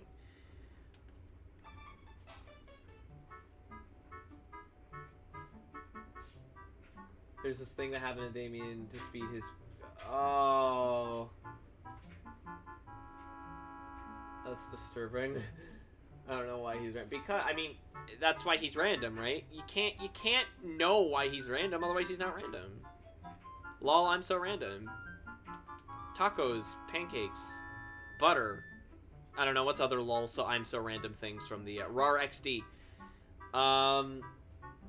Drawing hair on furry always looks good. Well, the way that hair works on furry is that in this universe is that it kind of grows, and then sometimes it changes color as it gets longer. He's a Wendigo. Oh, there you go. That's why he's random. Oh, I'm being licked.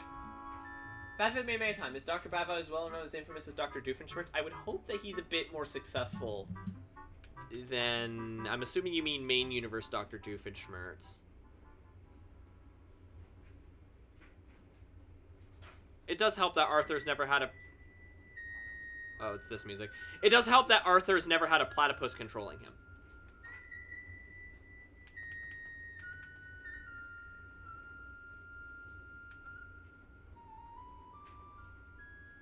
Thank you very much for the $17.72 donation from the Great Milk Steak, putting us at $140 and 35% toward our goal. Compensation for putting up with my annoying question. No, Milk Steak, it's fine. I like answering your questions, my dude.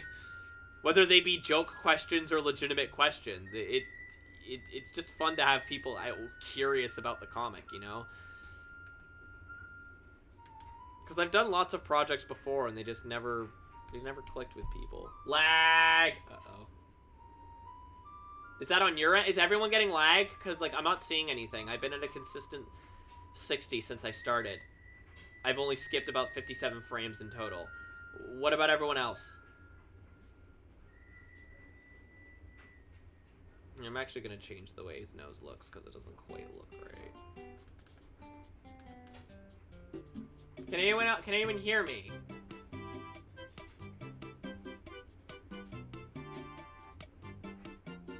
Okay, so you can still hear me. Okay. Is it laggy, though? Is Dr. BADVIBE an actual doctor? Yes, he is.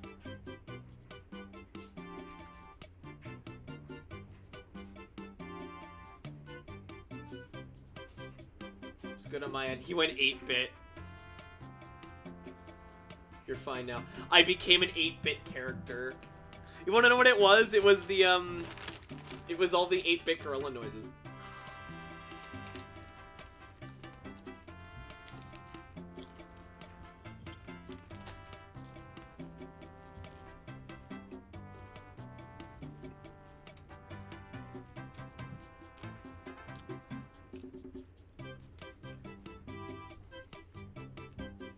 Oh, now it's 6-bit. Oh, no. Even further.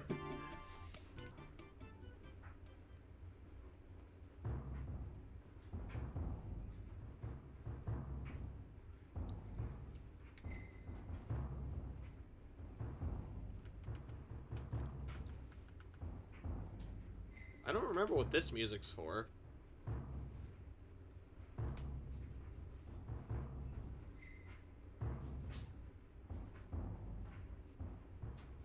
Fencing grounds? Oh, okay.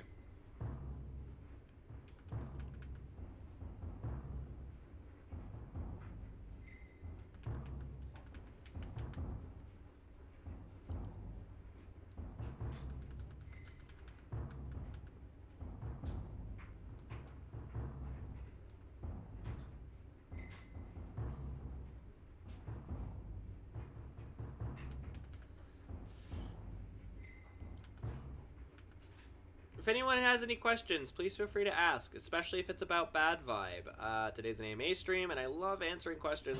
And since today we're working on Bad Vibe, I figure now's a good time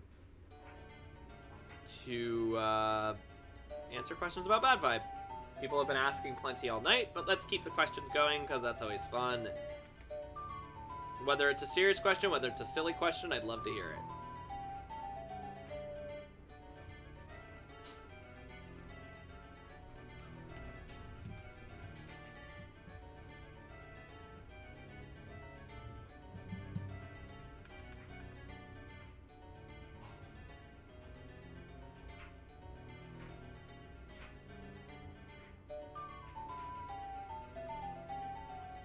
What made you want to reboot Bad Vibe? Because I've been working on this puppy for over 10 years, technically speaking. It's my baby. It's something that I've always wanted to, like, make. I've always wanted to do a webcomic. I've always wanted to do a webcomic with these characters in this sort of universe. And, you know, I did for a while. The original Bad Vibe ran for about 50 or so pages. It's just, it wasn't clicking anymore. It was so clear that I wrote that in high school, and it just wasn't. It wasn't good. So if I wanted to do this, I want to make sure it's something, like, real good, you know?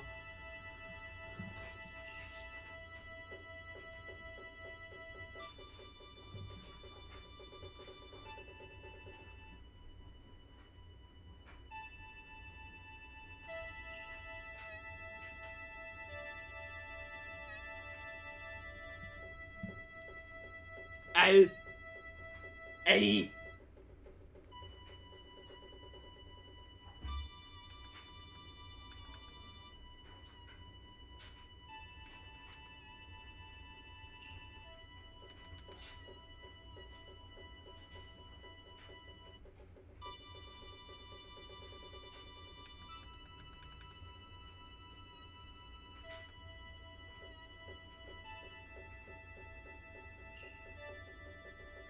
What is my biggest fear? That I've put all of this time and effort into it and it'll still suck. That's my biggest fear, that it'll come out, I spent all this time on it, and it'll still come out garbo.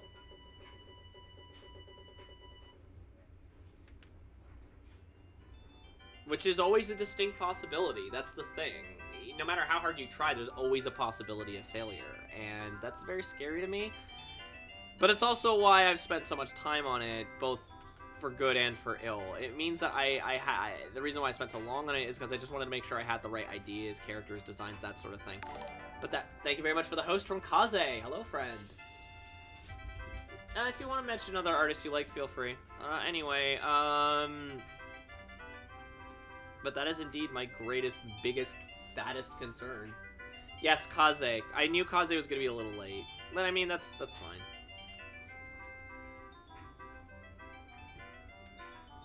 It's a fan friend.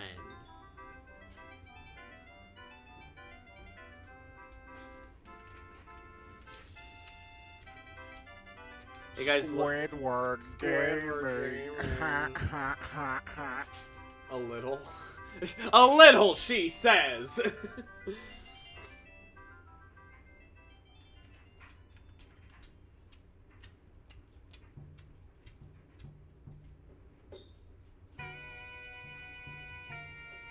Oh, sad. Sad baby. No, be sad. Now is time for fun.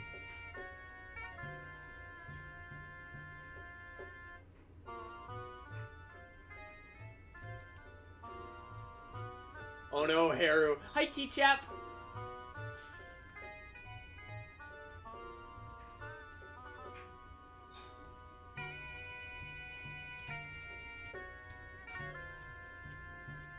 Guys, look, his thumb is sus. Yes, unlimited hugs to Kaze.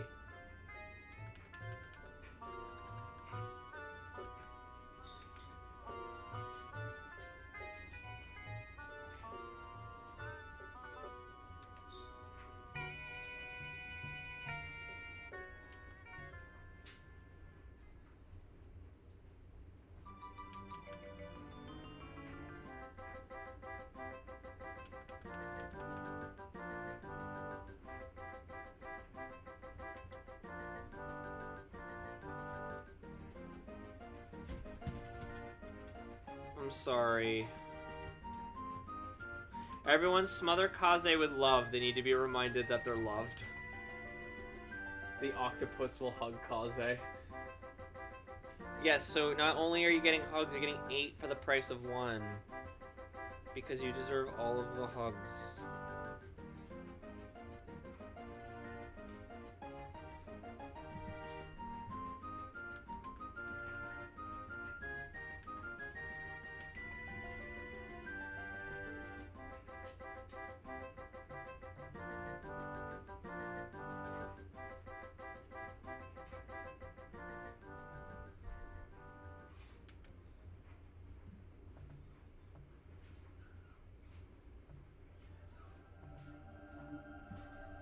Oh, there it is.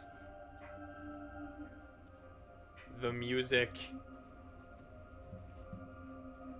Max finds himself at a political rally of his father's supporters. How does he react? He tries to get the hell out of there. He is probably terrified out of his mind, and he tries to get out of there. Especially at the beginning of the story. Yes, listen to the chap. We love you, Kazi. And that's the chap saying it, so you know it's true.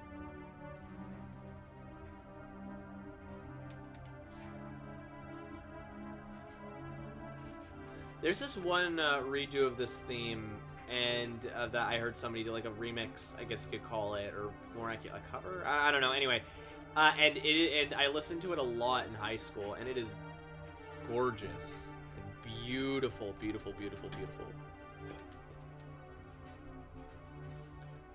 It's a much slower version of the song, and it just it always hit me.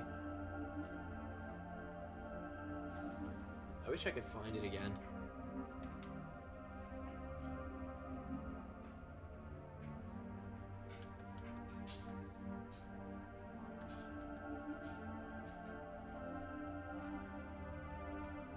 Actually, his thumb should probably be up here. Yeah, that would make a bit more sense.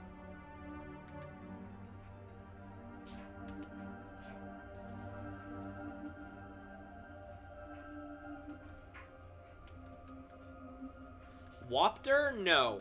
That doesn't sound familiar. At least not offhand.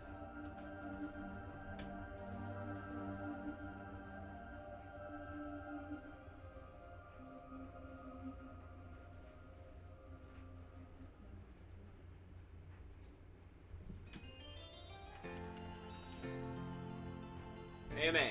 Max on still trying to fly through time to the Great Molasses Flood. How's it? The what?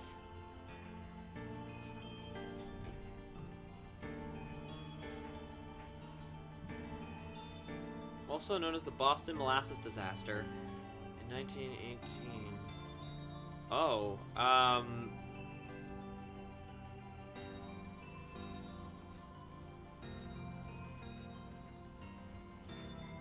well, for starters, he wonders why the hell he's in 1919 in Boston. And then I think he'd mostly just try not to die. That's a very oddly specific question.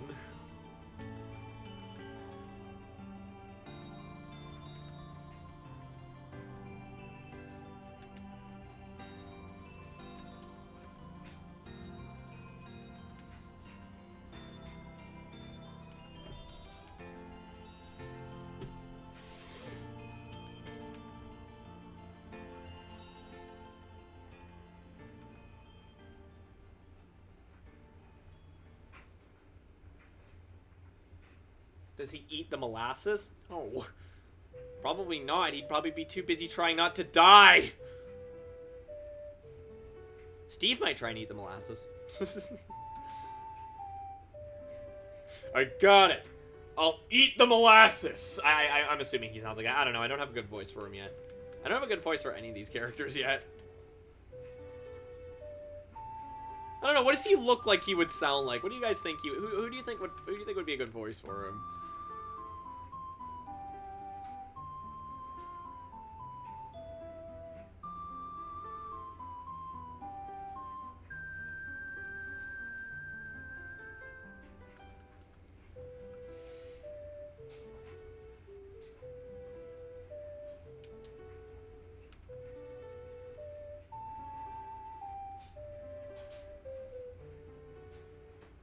just as weird as the London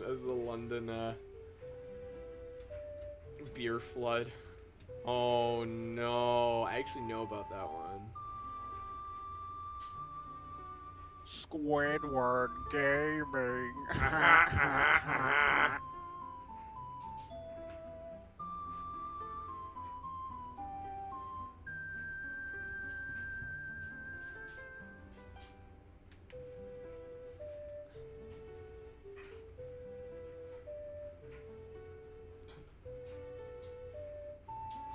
Thank you, Fanbot, for reminding people about the chat rules for some reason.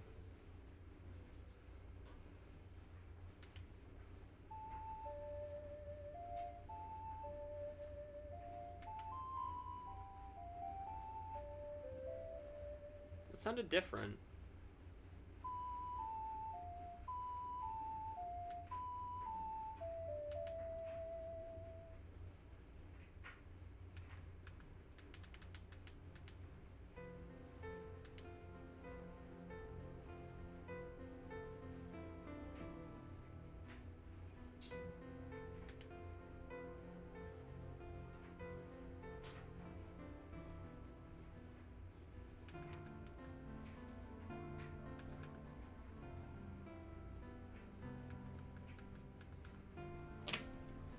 Gonna have me some more snackies.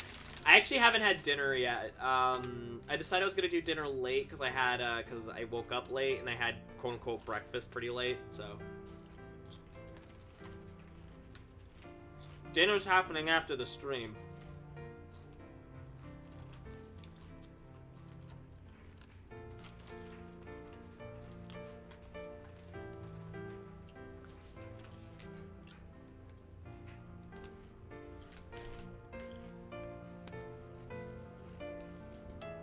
From your understanding, Wapter was a popular artist known for drawing Happy Tree Friends.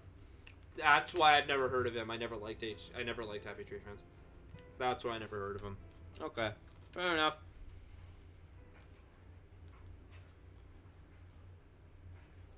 That's the May time. The main cast finds themselves transported to Missouri in 1849. Who dies of clot? I don't know. That's a very dark question. Probably Max? I honestly have no idea. I don't know who would die of cholera first, and I didn't think I would ever have to answer that question. I don't know. It's up to your imagination. Who do you think would die of cholera first?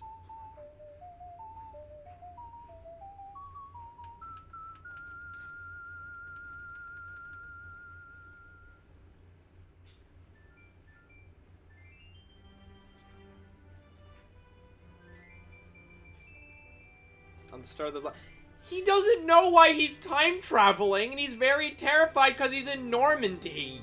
He doesn't have any formal combat training. He probably gets shot and killed.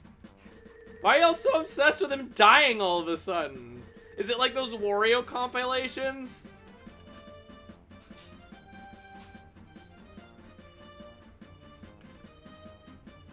Max sits in an elevator and dies? My money is on why? Why on Michael? See, now I'm curious about the reasoning. Why do you think Michael would die of cholera first? He would at least have first aid training.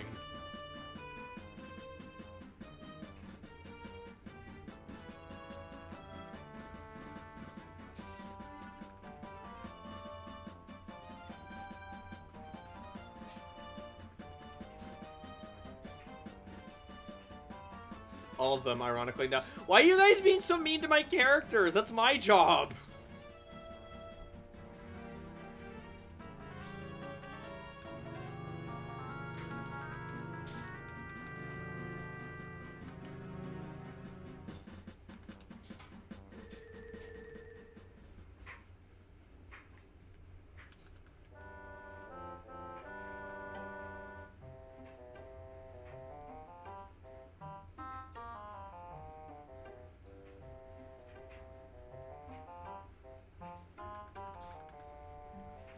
We could test the water and make sure it's safe, then no one will be able to treat it. Are you sure Steve wouldn't test the water? We are all just having fun. Yes, at the expense of my character's dying grisly deaths. He shouldn't die. Steve shouldn't die a grisly death. He's a polar bear.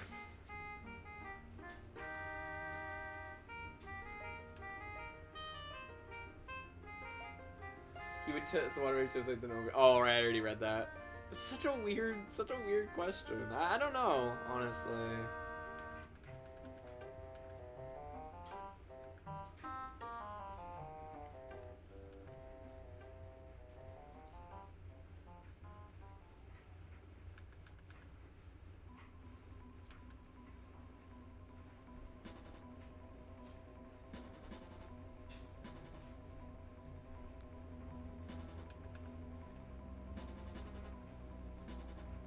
Oh, oops. That's an oopsie.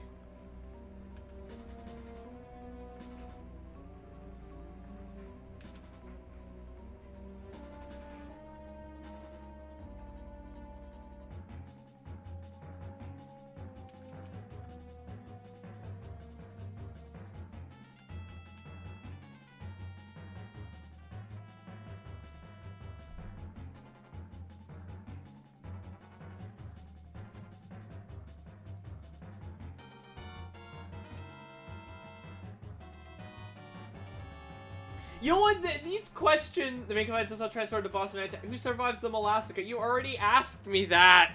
Or you asked me a similar question. I'd like to think they would all survive because they would pull together. If anyone was most likely to die, it would probably be Michael and Steve. Probably because, like, Michael's like an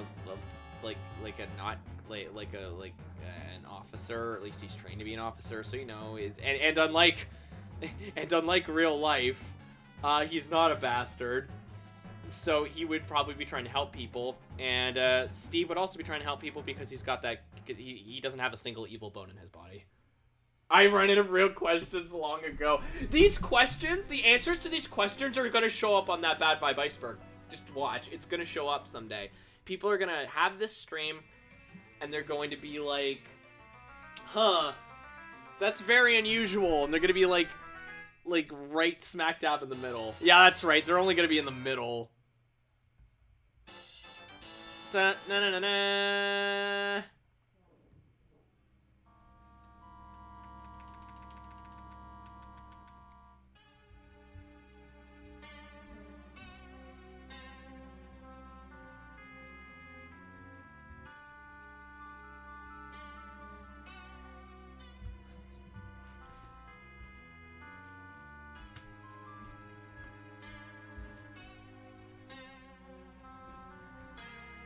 I'm fine with the weird questions, I'm just wondering why they all involve death. The Lawler apparition.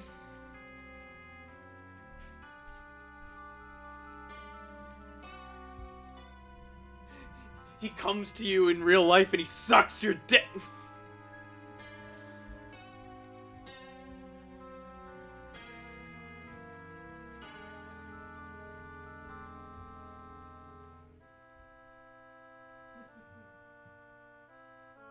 Max dies in a second Great Molasses Flood. That's how the series ends. Everyone dies in the Great Molasses Flood.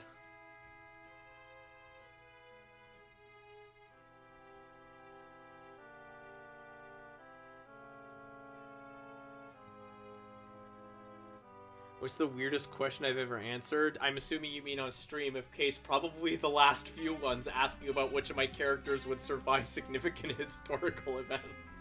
Usually massacres.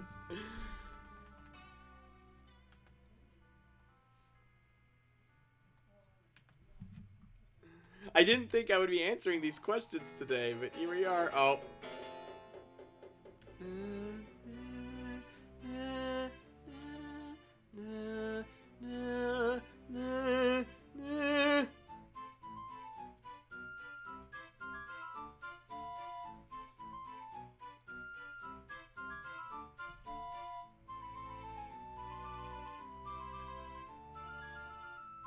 Oh, and if any of you are wondering about his hair, he dyed it.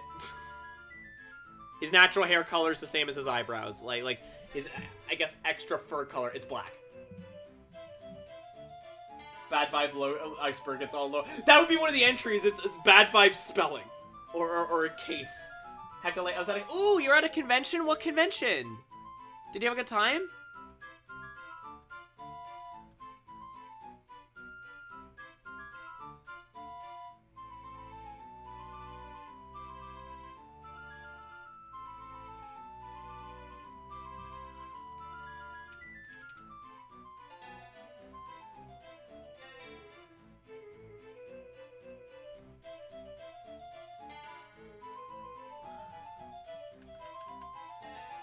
Look how big he is. Keep in mind, Michael's about like 6'2".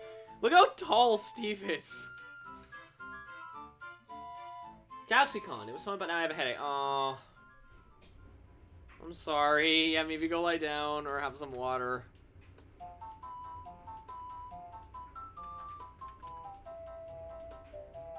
You met Jim coming? Oh, that's so cool. Yeah, I might make his hair like more like a gradient.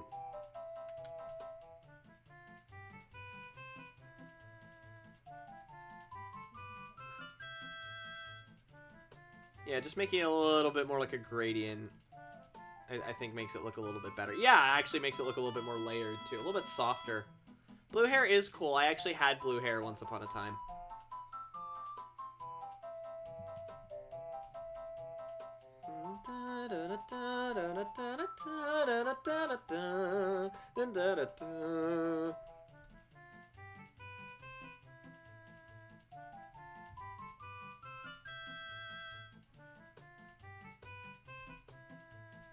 Oh, unfortunately, the picture is a little bit lopsided when you flip it this way. Oh no, I should have been flipping it. Bad vibe iceberg. Maybe the vibes were good all along. An entry will be good vibes, the unfinished spin-off, because we made that joke in a stream once. Most of the iceberg entries will be because of these streams. Fox and Steve are the same person. Have you ever seen them in the same room? No, I didn't think so.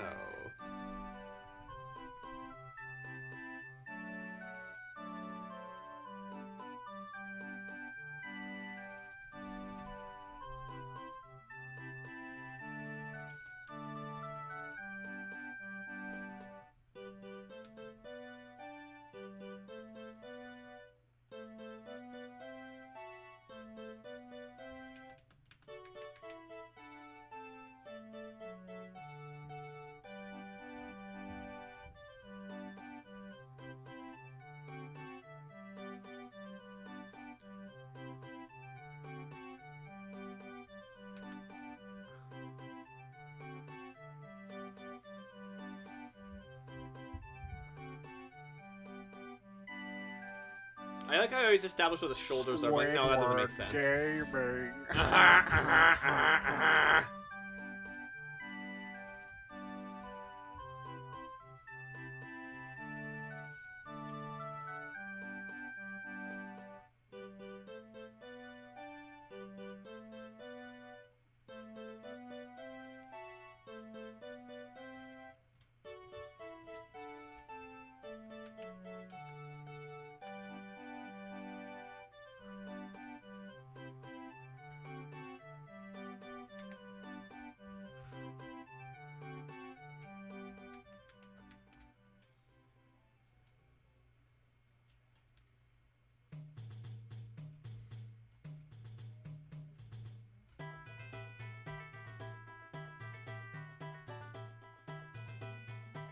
Bad Vibe Iceberg entry number 173, Mr. Libido.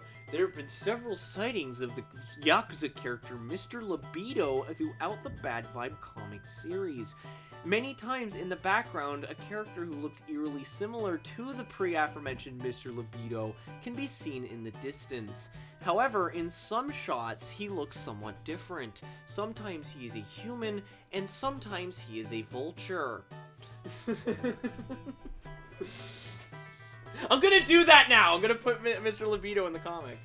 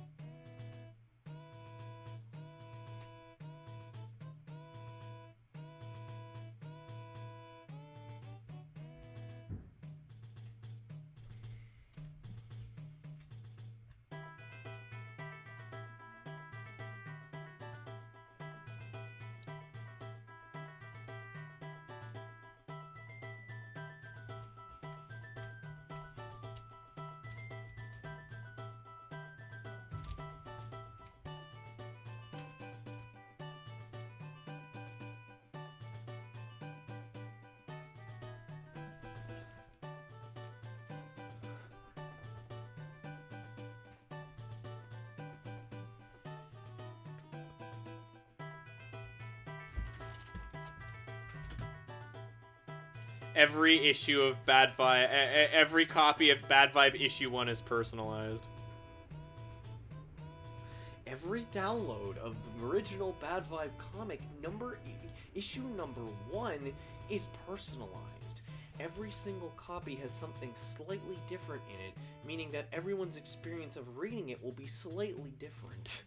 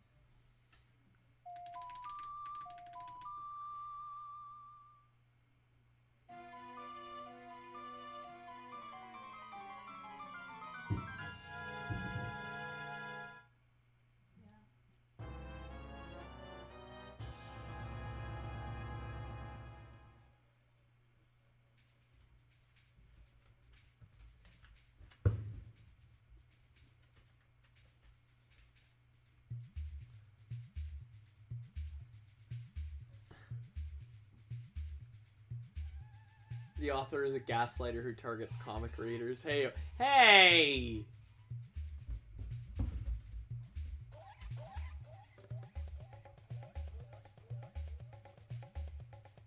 Boo!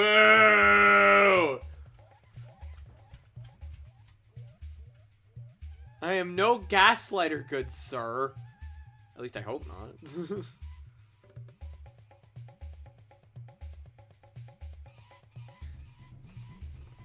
Bad Vibe Iceberg entry 179. Where is Bingus? In the first 5 issues of Bad Vibe, the character Bingus can be seen in many of the group shots, whether in the distance or more visible. Bingus is, of course, based on a meme that of a hairless cat referred to as Bingus.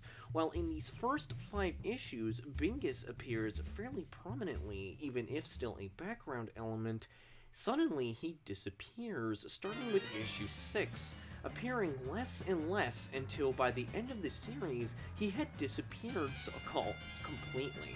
What happened to Bingus? The creators at QP. Oh no, that one's just wrong. Serious question. What are you afraid of the most?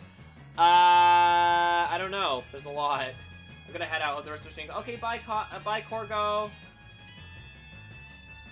That came off wrong. How else was it supposed to come off, sir? Good sir.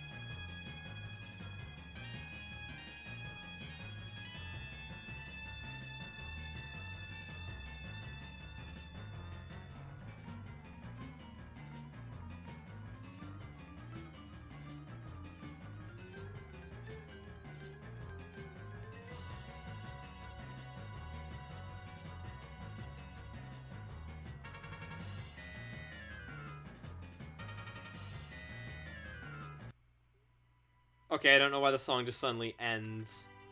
But okay, thank you.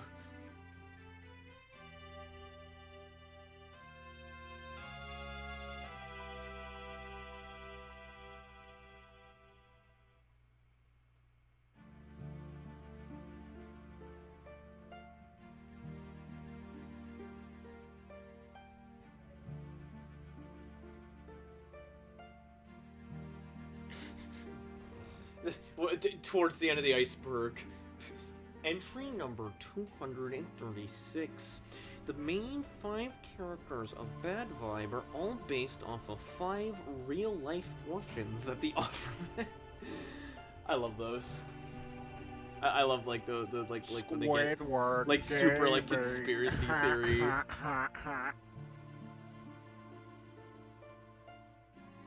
If Squidward Gaming is not on the Bad Vibe iceberg, I'm gonna be disappointed somehow. Just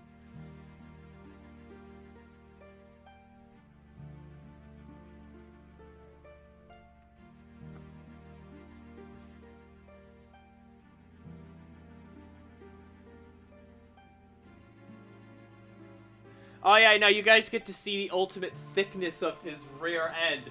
Prepare! Yeah! Like that one Photoshop picture of Hank Hill. Do you guys know what I'm talking about? Anyway, it doesn't matter. I thought it was funny.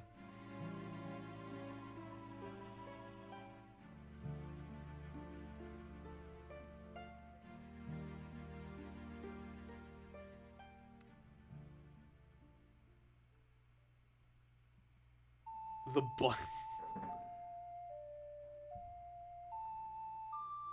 Yes.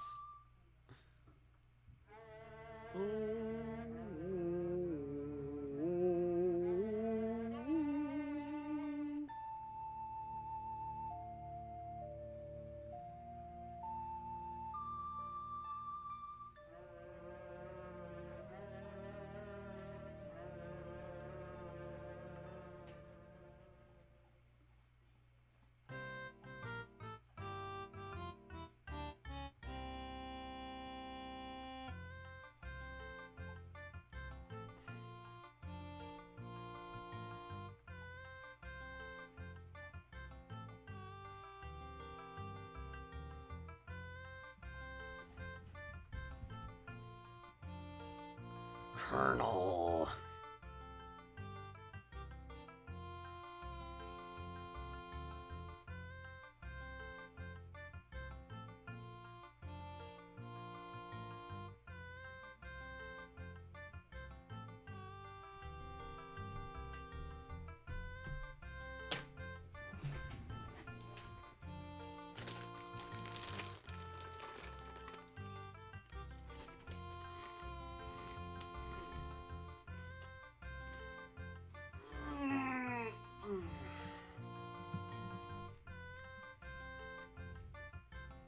The burst of the...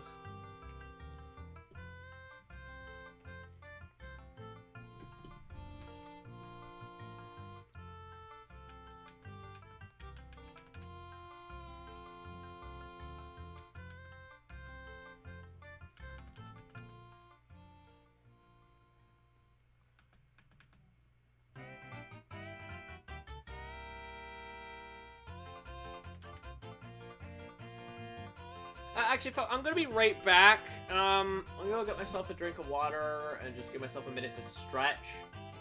Iceberg entry. The wet, dry world Skyblock exists in the Bad Vibe universe. Somewhere far away from where the plot takes place. Oh no, even better. Wet, dry world Skybox is an inspiration for the Bad Vibe city. Alright, I'll be right back. I'm gonna go get myself some water.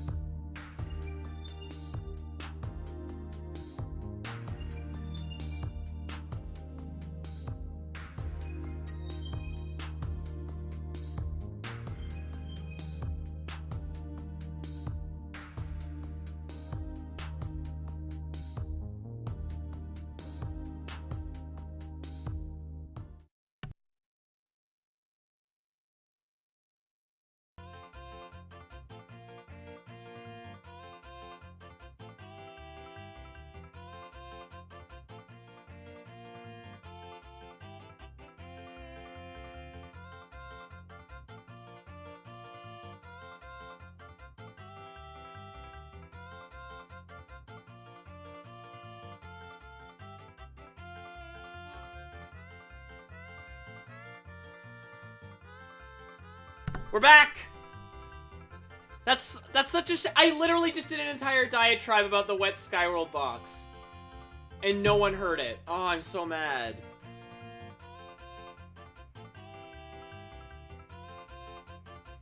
I turned on the mic, like I pressed the button. It just didn't, it just decided not to turn on.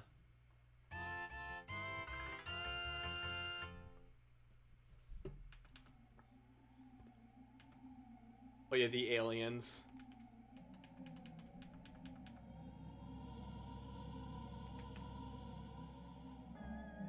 Or no? Oh, okay, never mind. I thought we were listening to the aliens because they were like, ooh. Or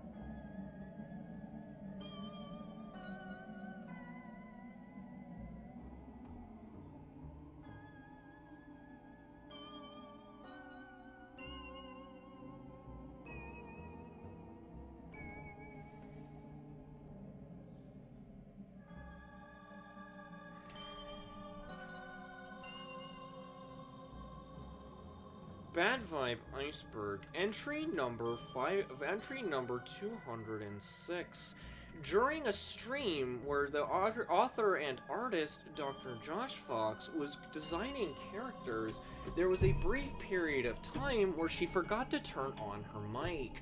Upon doing so, upon finally turning on the mic, she actually revealed that she had said certain things in relation, apparently, to the previously mentioned skybox theory in Super Mario 64.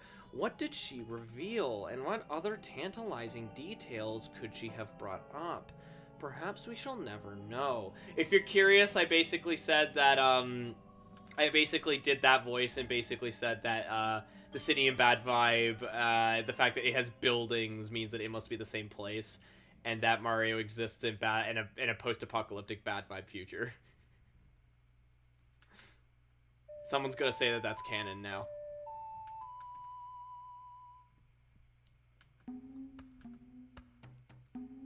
Skyblock theory. I'm actually not familiar with that one. Hang on.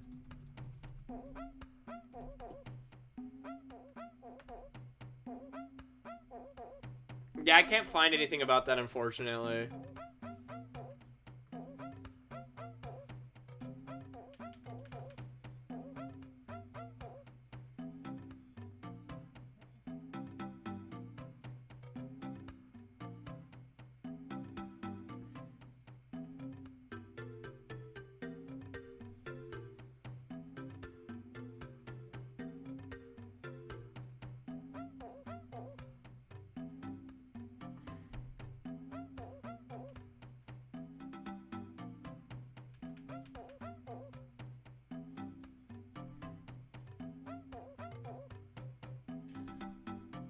Bad Vibe fan theory: Mario is canon in the Bad Vibe years, but only the CDI games.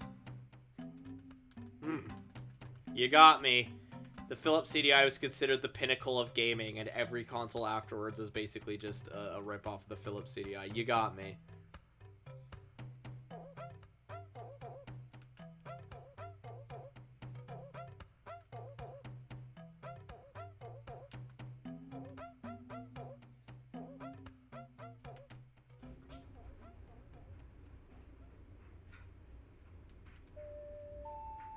Yes, like Hotel Mario. Hotel Mario and the unreleased Wacky Worlds, yes.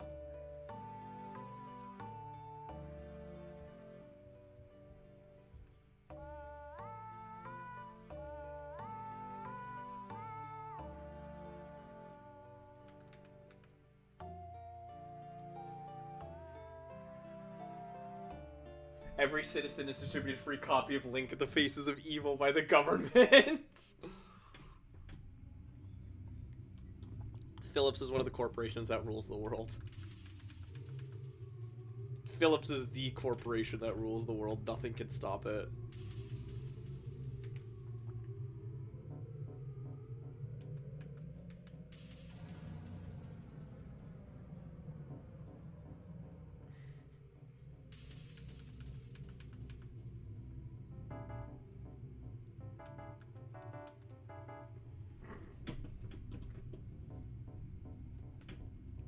What I can't wait for are the ones that make like no sense. Like I'm just picturing like Slenderman connection. In one issue, Max wears a suit. He is a noticeably slender fellow, so perhaps this implies the existence of the Slender Man in Bad Vibes universe, and possibly that Max may have some sort of connection, and may even be Slender Man.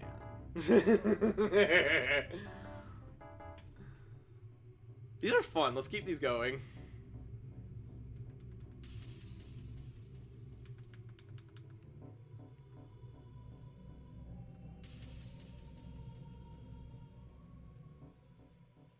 That's the plot twist. Everyone thinks it's all different companies controlling different reality. It's just Phillips behind the entire thing with King Harkinian as their leader. You got me. You got the twist. You hear this music? That's because you discovered the twist of Bad Vibe. Oh god, Style, are you okay?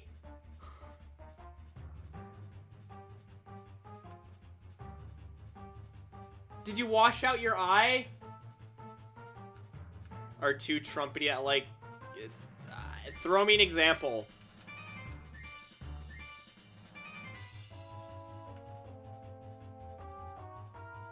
They don't even have to be asks at this point, by the way. They could just be, like, dumb, like, iceberg entries or fan theories or whatever. Because these are fun. Elder Scrolls crossover Fallout crossover theory. Oh my god. Bad Vibe, Fox Tales crossover theory.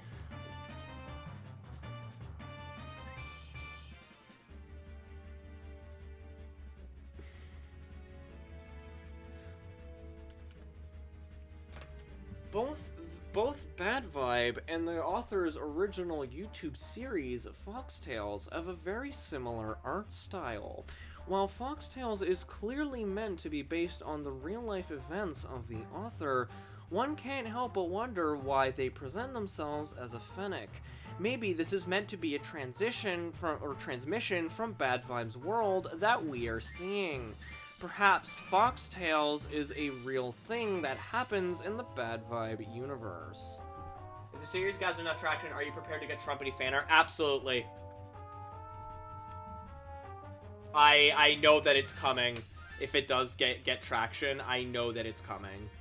I've just kind of accepted it. My only real caveat will be I just preferably if people wouldn't draw my Sona. Like, in that, without my permission. But other than that, I mean, just go ham, yo. As long as it's nothing offensive, then, I mean, whatever.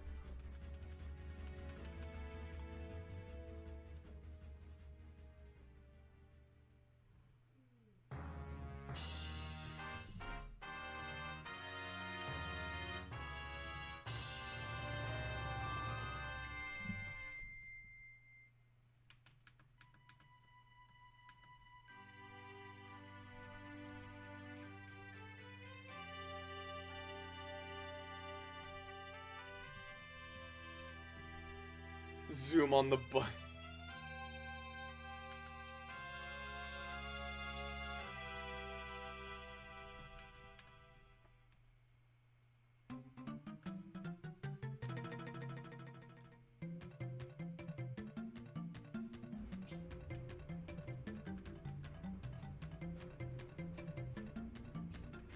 Sounds like Crash Bandicoot music.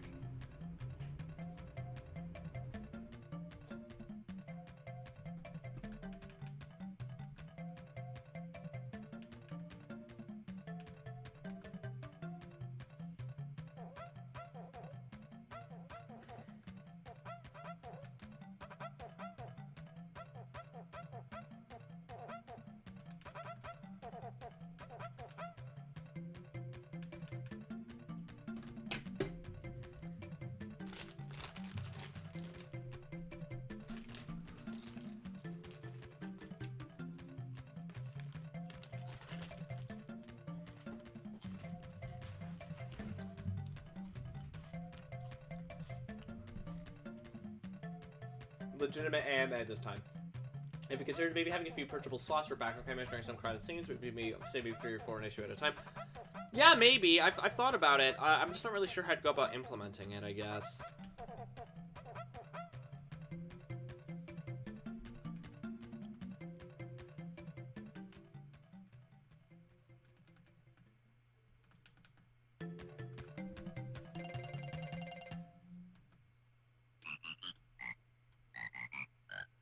This sounds like Banjo-Kazooie. Like this sounds like a Bubble Goop swamp.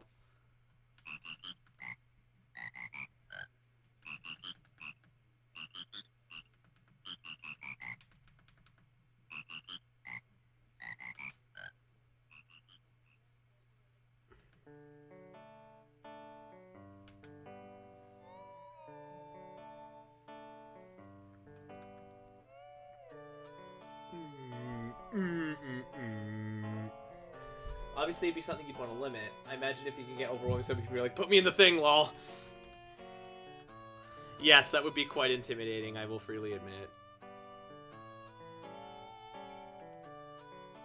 But yeah, maybe I might do something like that. We'll see. We'll see. I don't think for the first issue, but maybe if it picks up a little bit, like maybe if people like read it and like it, then By the way, I expect all of you guys to pass these comics around like a joint. It is Zelda music, yes. We are listening to the Majora's Mask soundtrack because I just didn't feel like listening to lo-fi tonight.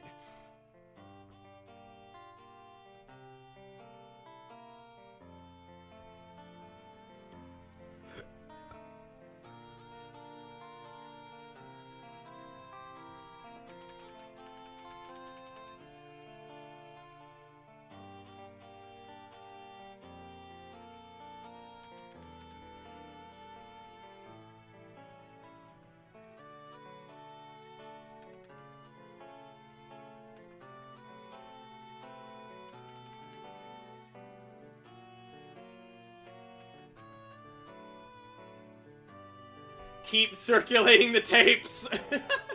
Yeah, basically. I still haven't figured out where I'm even gonna host the damn thing.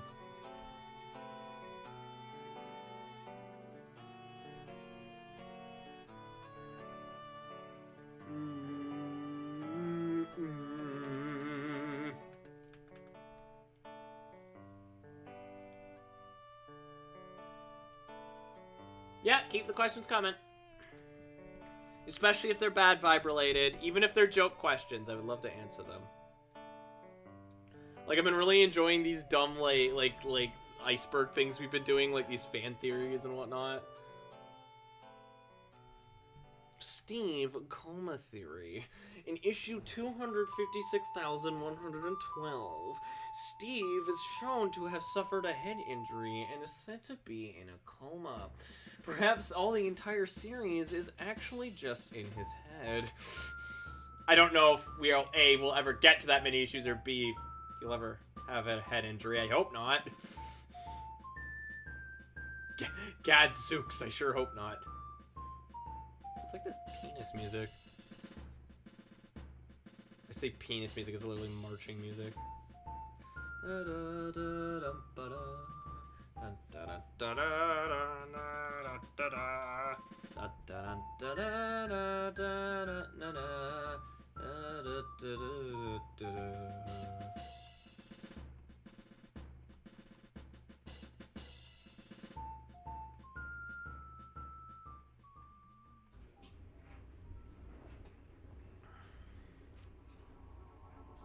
There's the UFO music.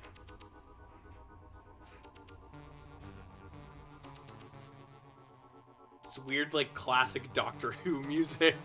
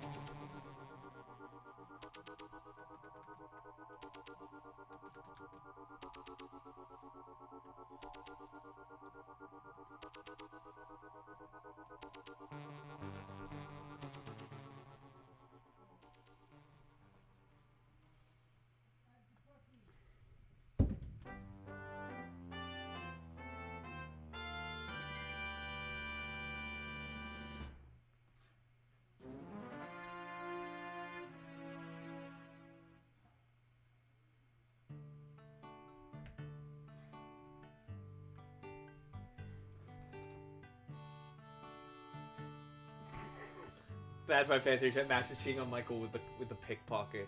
This is a common theory amongst early readers of Bad Vibe, that after his encounter with the pickpocket, Max began cheating on his boyfriend Michael with said pickpocket as they shared something of a moment after their fight.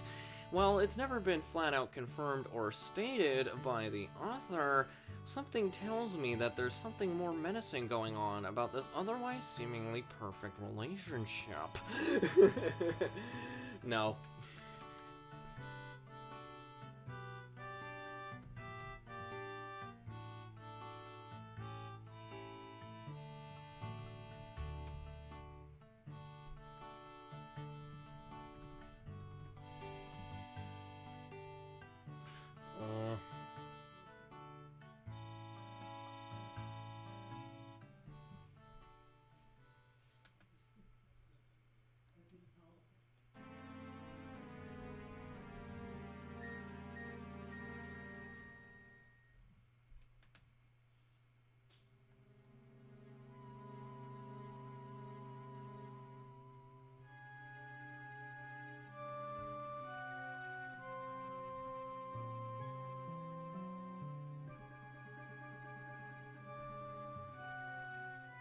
Pickpocket me, baby. Ooh, ooh.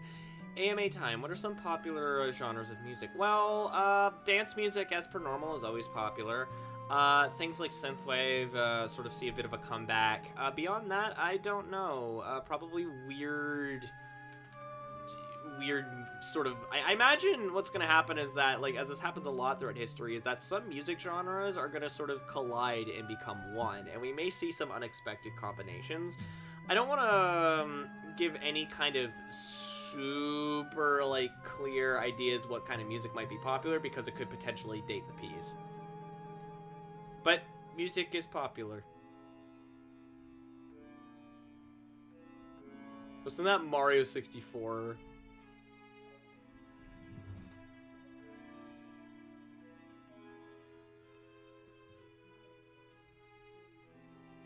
Wait, oh. As for artists, don't know yet. Oh no, I do, actually. Lawler's brother is a musician. Max cheating on Michael with and yes, he's fairly popular. Max is cheating on Michael with future Michael. Michael in time travel goes back to the past to seduce Max away from himself, then go to a honeymoon at the AT boss to get swept away in the massacre. For reasons. Bonk! Cause is cute. Yes! I like I showed up. Hi, Saberwolf. Yes, you did in fact show up right at the ass end of this particular art.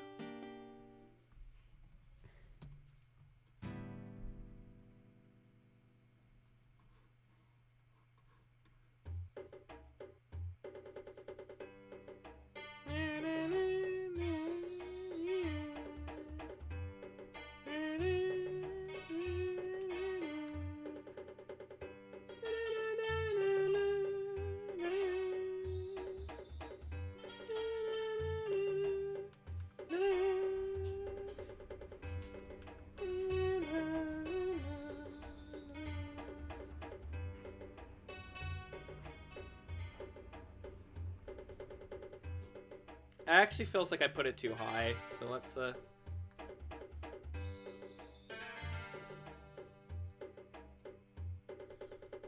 we go.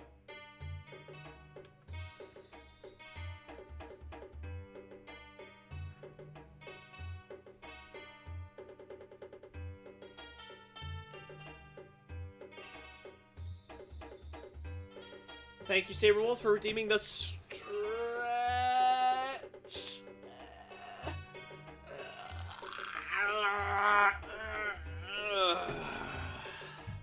This Moscow thing started leaked from Bad Vibe straight to the Fox Den cinematic universe. Dance metal, yes.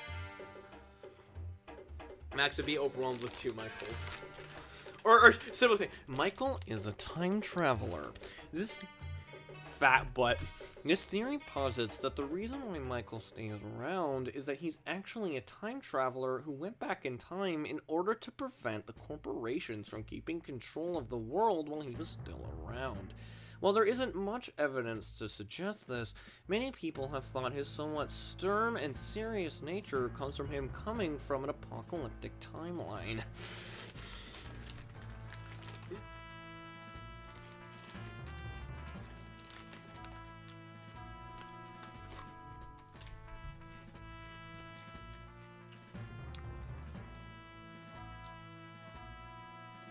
This song is called a snuggle, and I have made my personal mission like just as many people. But yes, I've heard. It's perfect. I love sloths. They're good.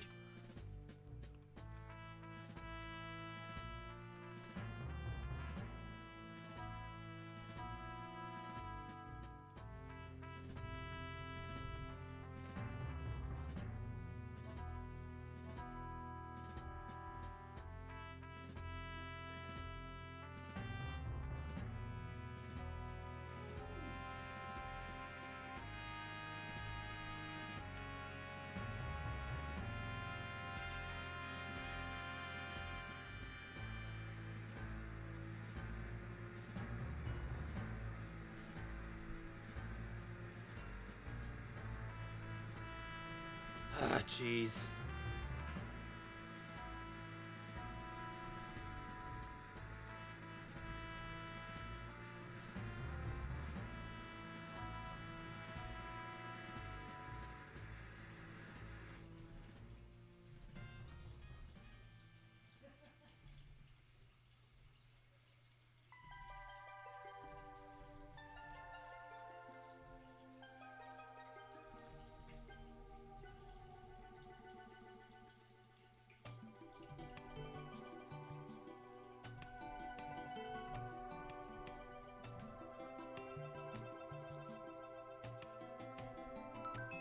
Thank you very much for the $10 donation for the Great Milk Steak. Side talk $10. So the Great Molasses Flood is canon in Bad Vibe.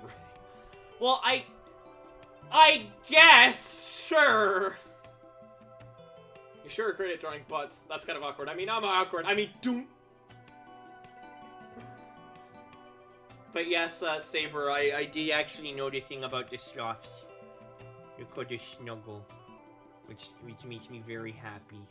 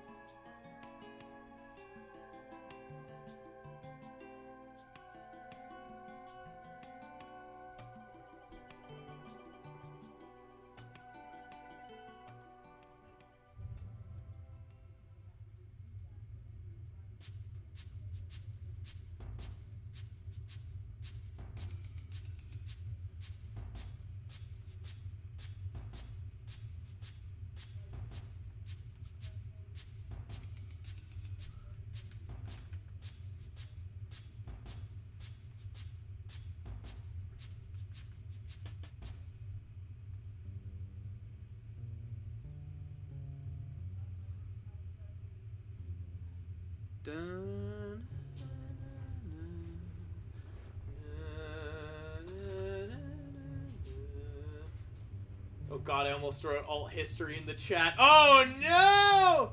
I will always walk away with a concussion for Fox's stream because of this.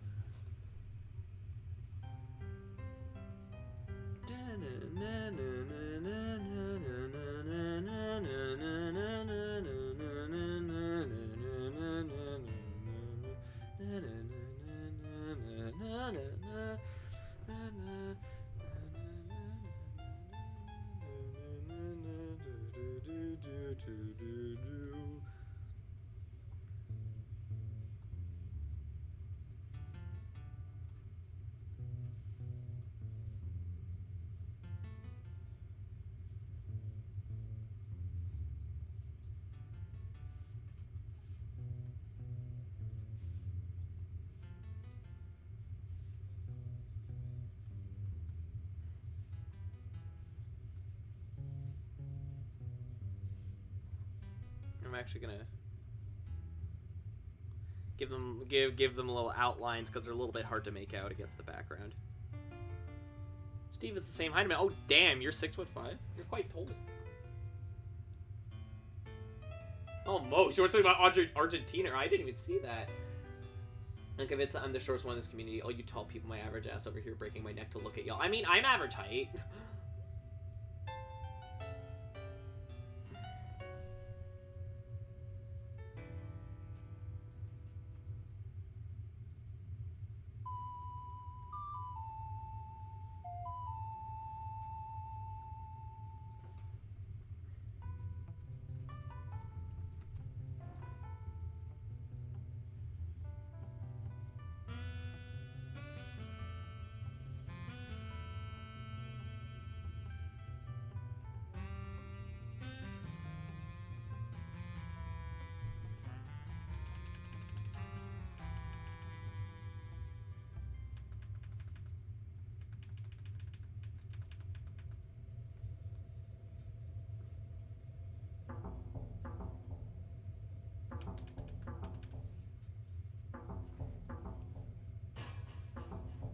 I like how part of the music is like that goddamn cartoon sound effect. Squidward gaming. Ha ha ha ha. I should have been taller, but scoliosis sucks. A scoliosis gang, Jesus. You should have been even taller? Damn! I also didn't know you had scoliosis, either of you. I mean, I guess I never asked, and I guess it's not really my business.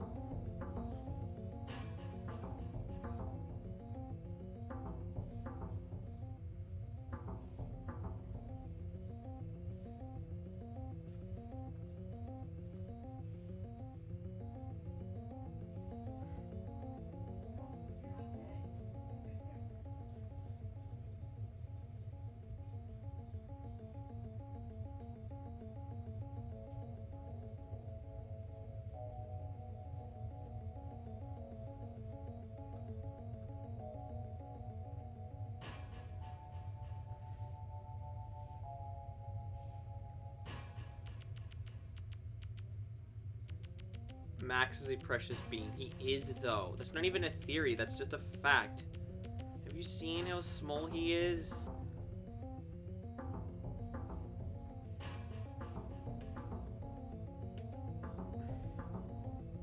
Anyway, and that's Steve done. We actually managed to get 2 sheets done tonight so far. Had scoliosis, some PT and a correction device later. I was fine. I only had like a 1 to 2 degree twist in my spine. Really? I'm convinced I'm supposed to be like 7'2" or something because coffee starts to grow, scoliosis and not sleeping well starts to grow, and I've been doing all those for like 2 decades. Pretty much everyone who's height I know and their characters, maybe the exception of your son Fox, are telling me, and I hate it. Last frame for night, Max Bar's Bean.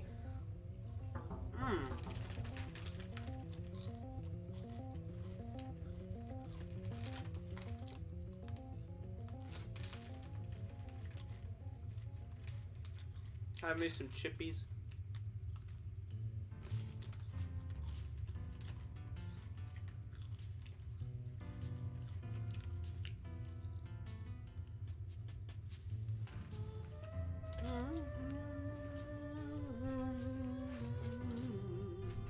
Your hands still smell like I'm attacked by Shrek.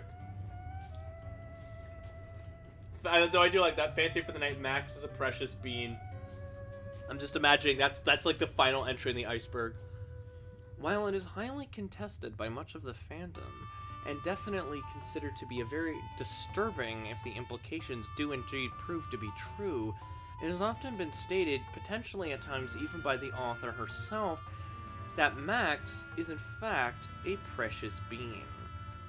While this changes everything we know about the series, and potentially fiction and our own reality as a whole, it's not that surprising when you analyze the facts. Yeah, because style does that. I'm gonna make this text a little bigger, it looks kind of weird.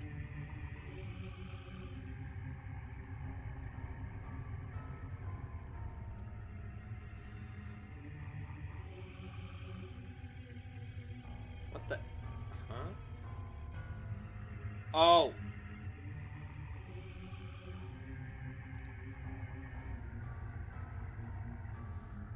I'm sure it'd be like this, like, super horrific version of this song, by the way. For the most horrific part of the game. Well, one of the most horrific parts of the game. Yakana Valley. Ugh. I like my last series. Max is stinky. No! Max is a clean boy. And he's a good babby who deserves smooches on the forehead.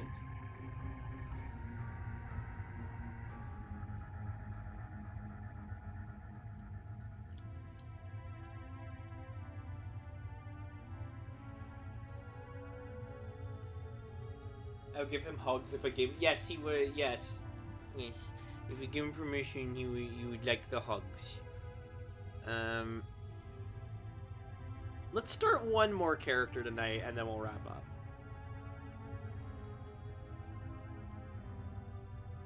Like, look at this precious bean. He's so short and huggable.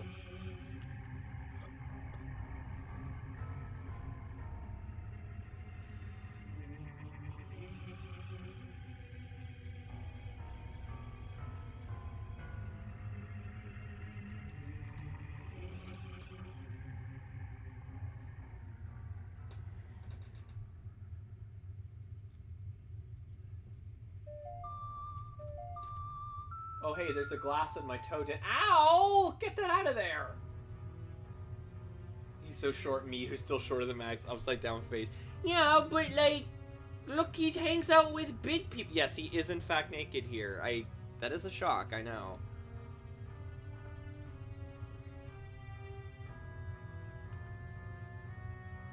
So, guys, I don't want to alarm you, but the next character we're drawing is a human.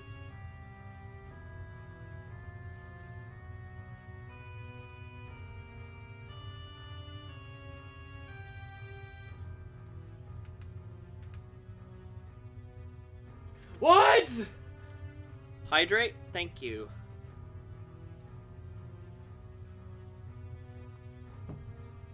Merp, hello. High voltage. Thank you for redeeming hydrate.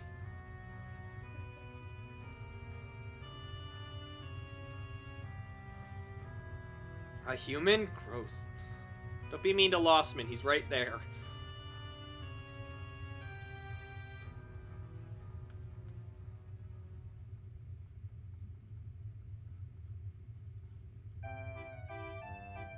Yes, you do need to quit doing that.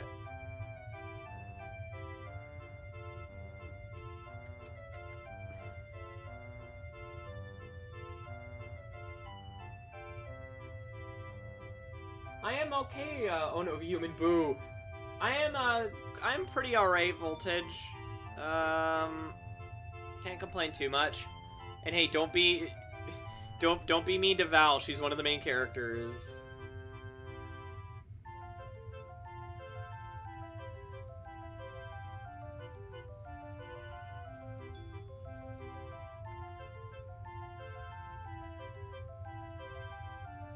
I heard no, you don't need it. No, I said yes, you do need to quit doing that.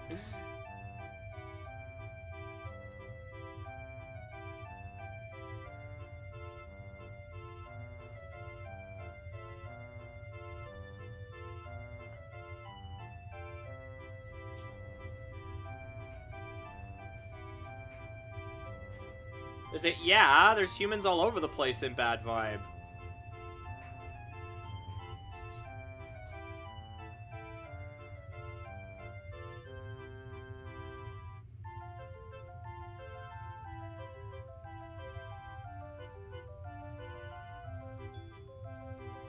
But yes, how are you, Voltage?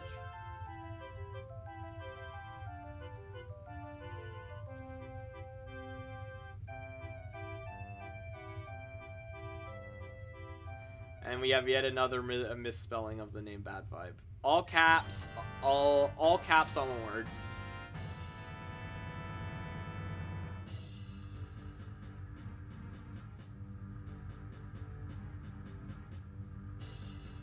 Tell me one good reason not to walk away from the book. You get glass and crap in your feet. You said it yourself.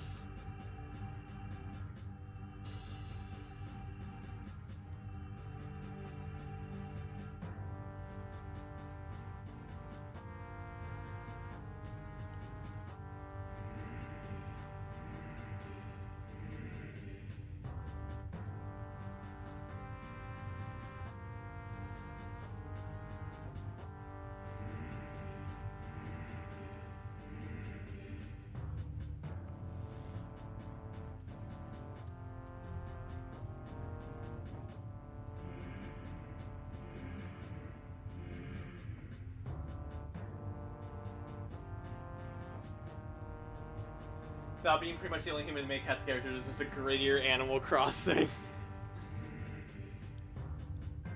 Well, the main 4. Remember, there are other important human characters too.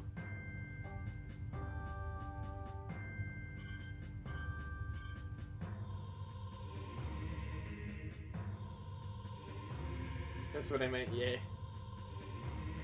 It's weird. It's not that weird. There's plenty of stuff with humans and furries. It's not that odd. Why would it just be strictly one? Why limit myself in that department?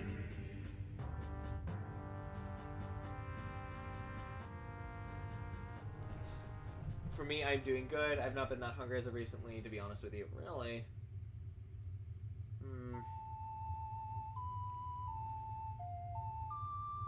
Have you been feeling, like, well?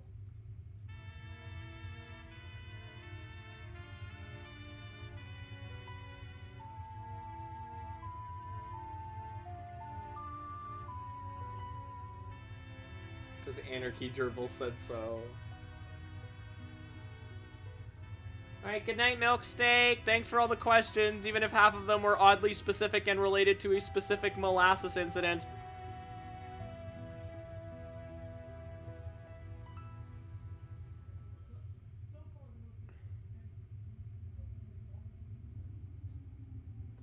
Oh, we're here, guys.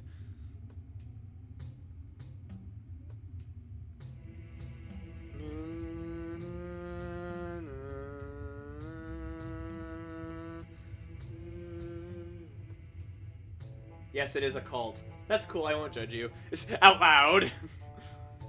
Yes, it is a cult. You can say that it's not all you want. It's a goddamn cult. It's not a cult. That's exactly what a cult would say.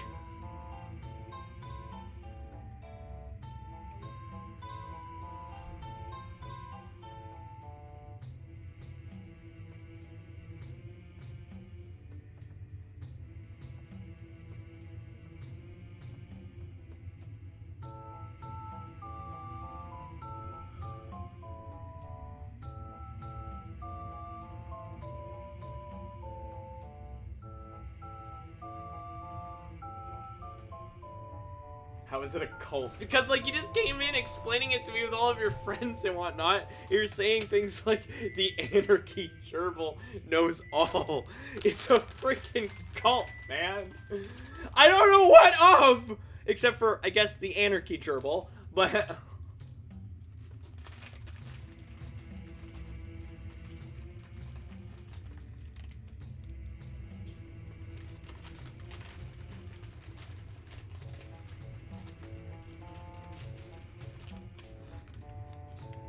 I've eaten all of my chippies.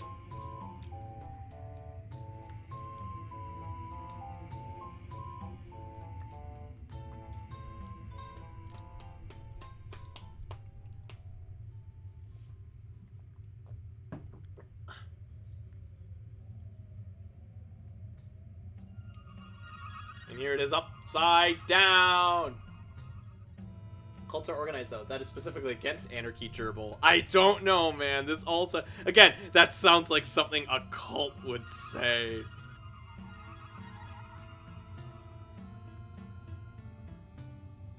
And besides, what would be more...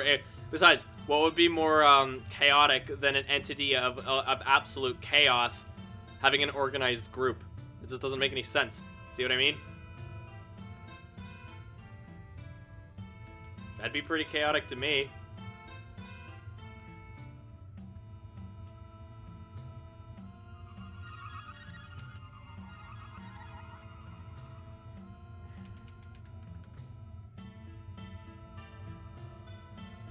I mean, there's a Church of Morgan Freeman. Why am I less surprised by that than I probably should be?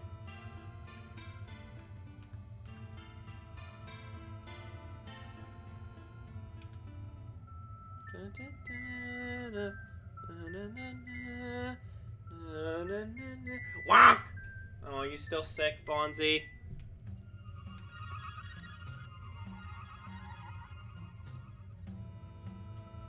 Oh, I'm sorry.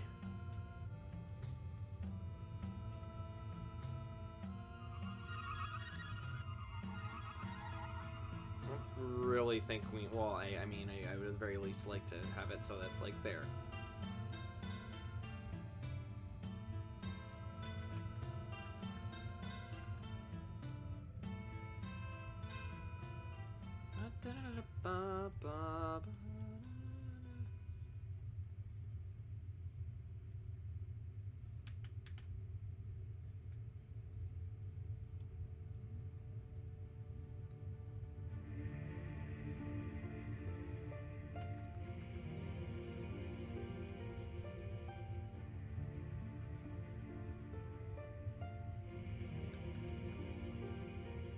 I have a thing now. Boop.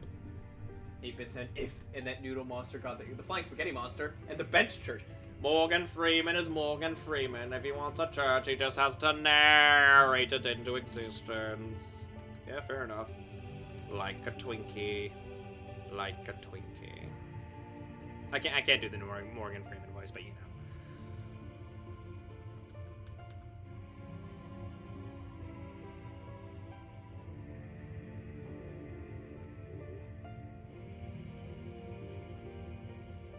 There, guys, look, a foot.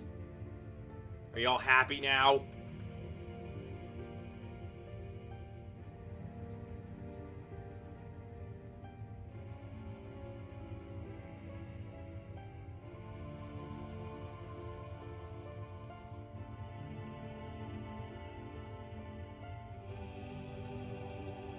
You know more how Morgan Freeman makes documentaries? He narrates it the day before, and nature does as he tells.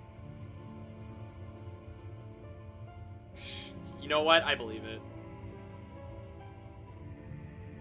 You know what? I like these jokes better than the Chuck Norris jokes, so I mean... I was going to say anything, but now you've gone and said the thing. I mean, if you weren't gonna say it, or I wasn't gonna say it, someone was gonna, I'd rather just get it out of the way. You know? Well, listen to this nice, peaceful music, ha.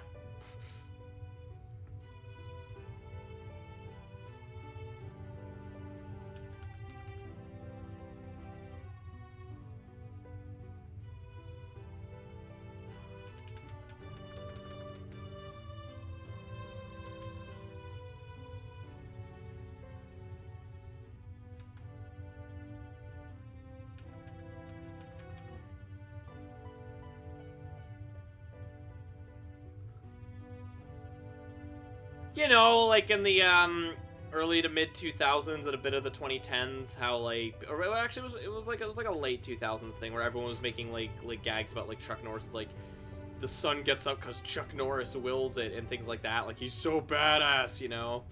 Please keep in mind that Chuck Norris doesn't even do his own stunts and he's a homophobic bigot. But like, called Pity a Fool. Oh yeah, Mr. T. Yeah, exactly, like that. Like, he doesn't tell the... Yeah, he tells the Earth to... Yeah, like those.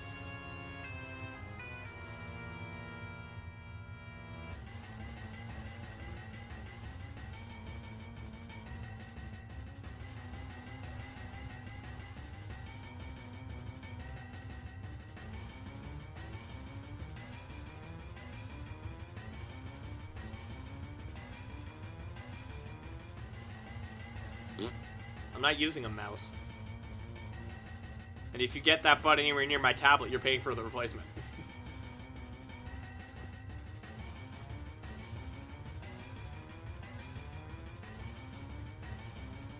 Reminds me of Death Battle, Segata Sanshiro versus Chuck Norris. I don't remember who won that. I didn't watch it. On the table.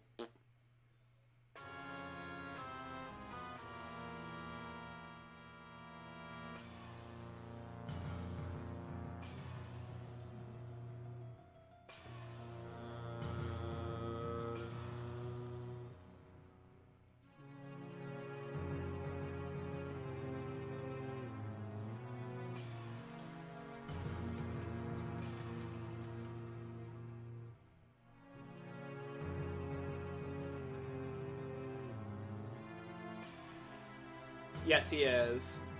Seaglow is worse. Do you mean Steven Seagal? It was like 5 years ago, I think. I'm good to say who won. Neither the fight is still going on. It's still okay. I mean, Sega to Sanshiro is actually cool, so I mean... Mugen, otherwise known as Hamburger. Run, run, run. Ah, yes, the final boss of the internet. Hi, Wolf Pineapple.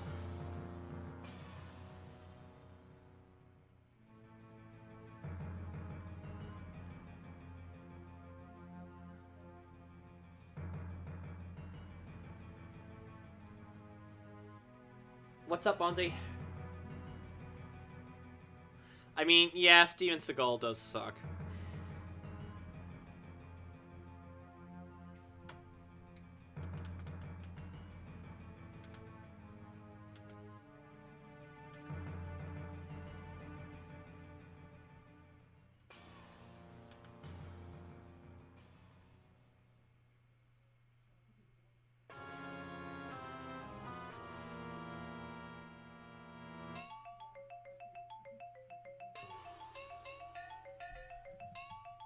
Themed art tablet. Oh, an art tablet. Oh my god, that's so cute. Pineapple scares me. Thank you for redeeming Hydrate, Wolf Pineapple.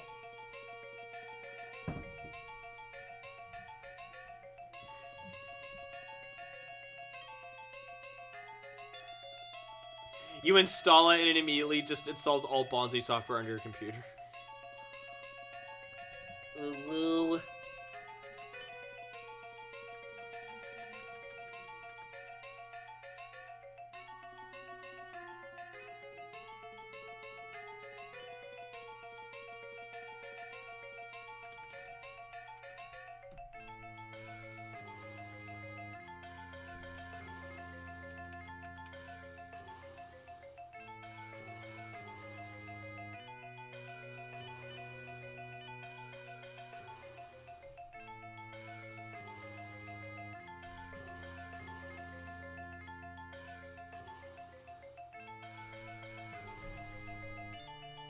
It faces every system file with a JPEG of a purple egg. Oh, I actually don't know the lyrics to Uptown Girl! World! She goes uptown!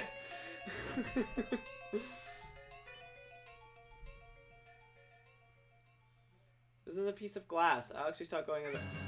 Yeah, that might be a good idea. Wait, why is there so much glass in your backyard? Uptown Gorilla.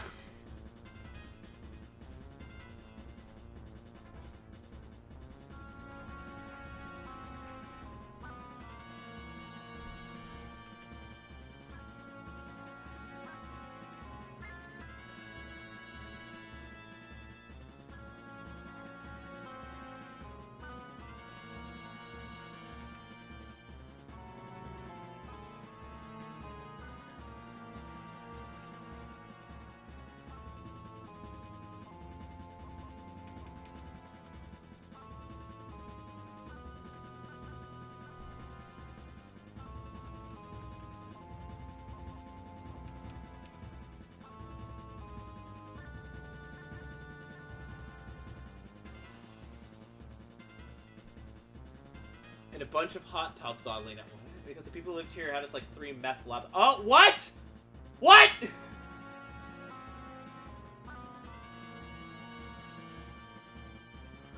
Golira. Ah!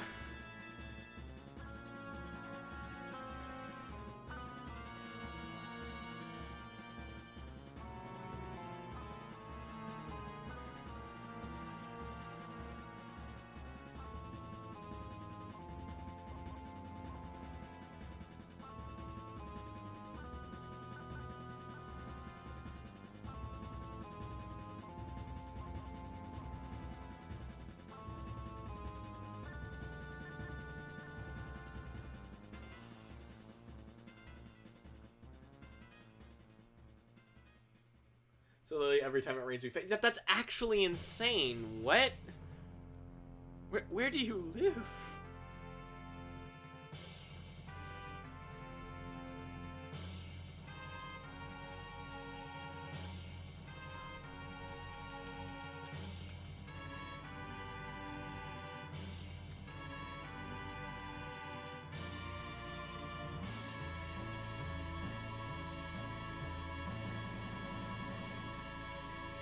Arms are a little long, I think. Let me see.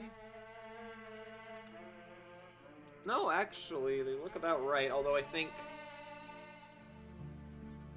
Yeah, actually, they look about right. I think it's more like her legs are too short, so let's, prop her up a little and kind of extend her leggies down because I'm looking at them. Yeah!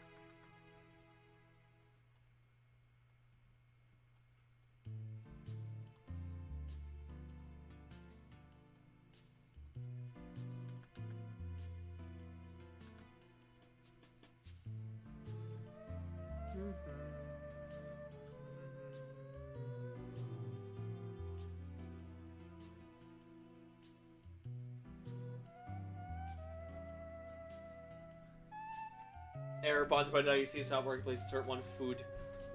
One food. Hello, Dreskov Eagle Owl. How you doing? Gives food. Florida. There's also weed growing in the wood part we share with our neighbors. All you had to say was Florida. That place is on another plane of existence. Saba pride. Well, how are you, Dreskov? Dreskov. There you go. You got it. Choose loudly. Just having a chill night? Sounds like fun.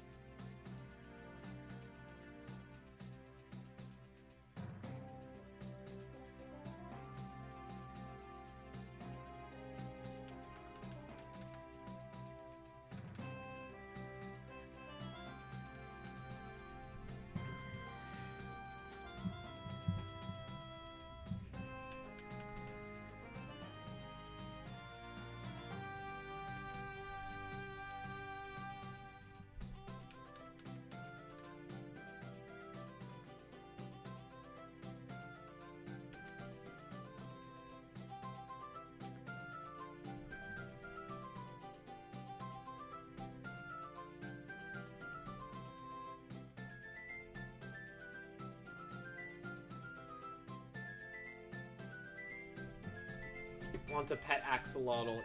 Crisco made a cookbook in the 50s, 60s with a tagline, "It's digestible." That's a mood. Squid that new program, Bonzi Tube. Oh no. Did I almost say my name? No, actually I didn't. I just kind of tripped up. I'm convinced my brain stopped working about an hour ago, but I don't even care anymore. These vibes are good. These vibes are in fact good, yes. How about a pet Bonzi? I mean, you are here almost every stream.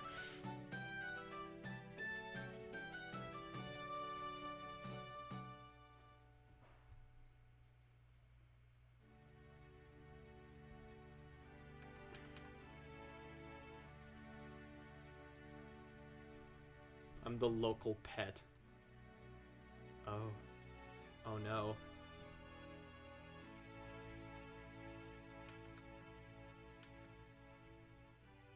As you can see, Val is very stout. She's very she's short and stout, very wide. The vibes have been growing well today. Would you say that these vibes actually aren't bad at all?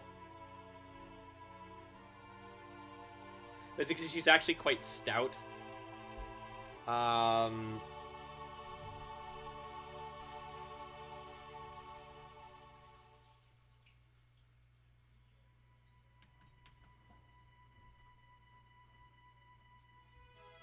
I'm gonna stick to Axel as you aren't named after the god of lightning and fire. Ah, yes, the harvest of vibes is plentiful today. Yeah, they actually haven't been. What the hell? Talking about false. I'm sorry, I lied to everyone. I know you were all expecting a miserable time. What happens if I can? What happens if I can hear a hobbit? I don't know. You go on an adventure. What does hearing a hobbit normally entail?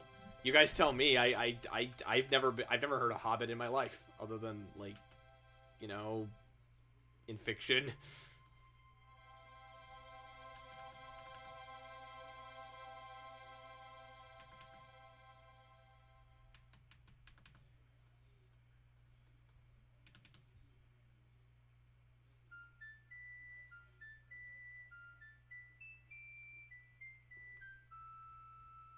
What happens if I call her a hobbit?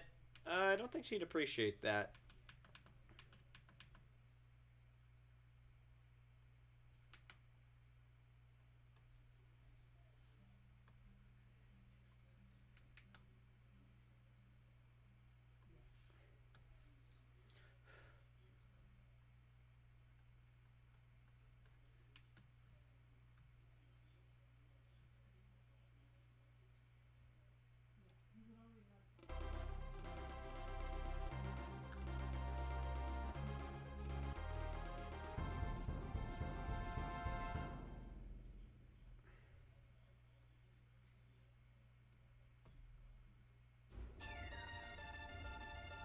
Yeah, this is Donkey Kong Country 2. Oh no, a buzzed newspaper. I might be a little buzzed right now, but I will get the newspaper. Man, see from this lovely vibes. What vibes are bad here? You're buzzed. Fair enough. Just be responsible with the newspaper.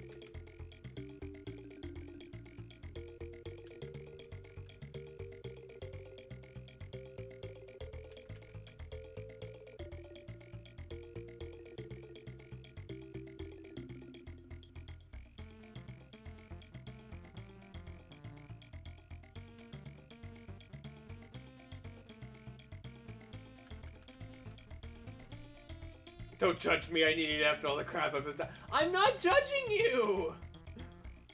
Yeah, just buzz responsibly. A group of pandas is called an embarrassment. Well, that's just mean.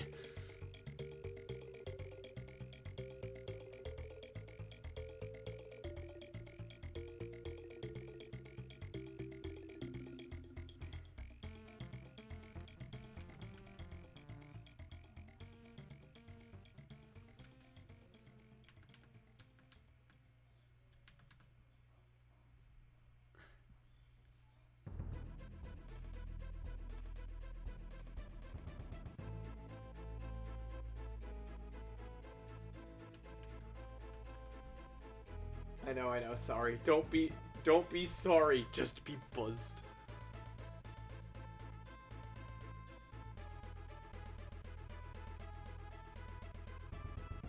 Just be drunk!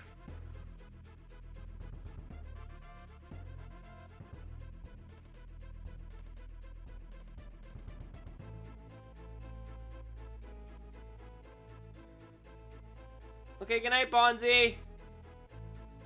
Slept well.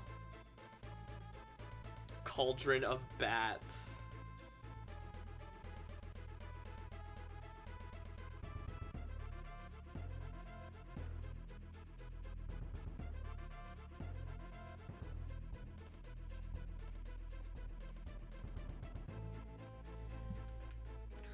Just a reminder to the folks watching, I do in fact accept tips. Tips are an awesome way to help support the stream, especially right now since I'm a bit light on cashola. If we manage to make it to $400 within the next 8 days, give or take, you guys will be able to vote on the subject of a bonus stream over on my Twitter. So that'll be exciting.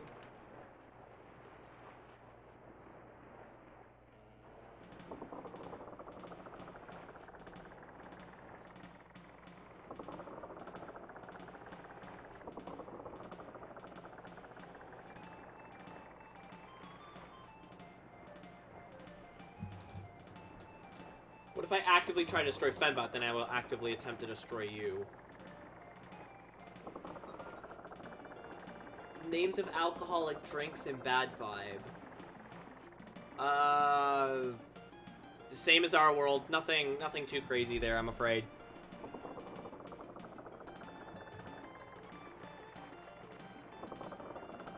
We take your kneecaps. Yeah.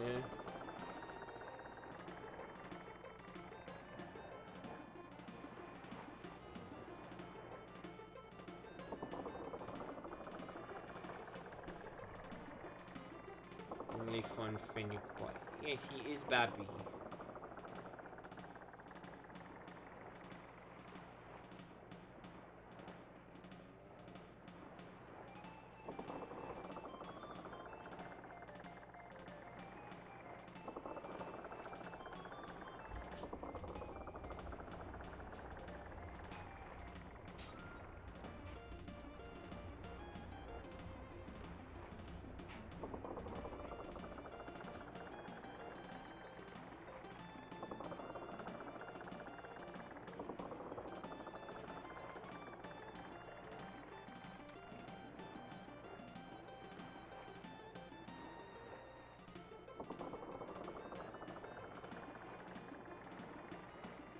What are kneecaps actually for?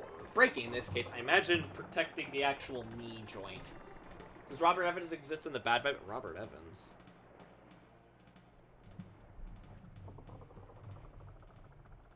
Like the producer? I'm sure. I'm assuming.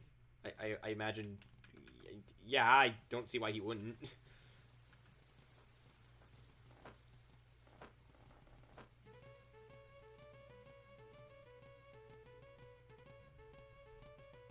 Sea of buffalo, a glare of cats.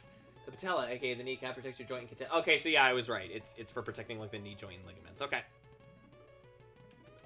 Breaking in this game. I still like that. That's extremely threatening. Protect.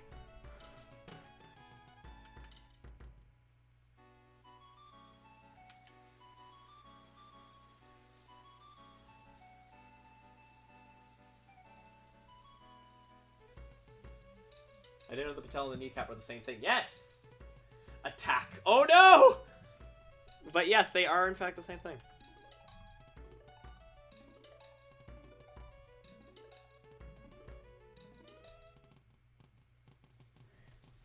Attack! Wait. Different Robert Evans? Then I have no idea. I have no idea who that is.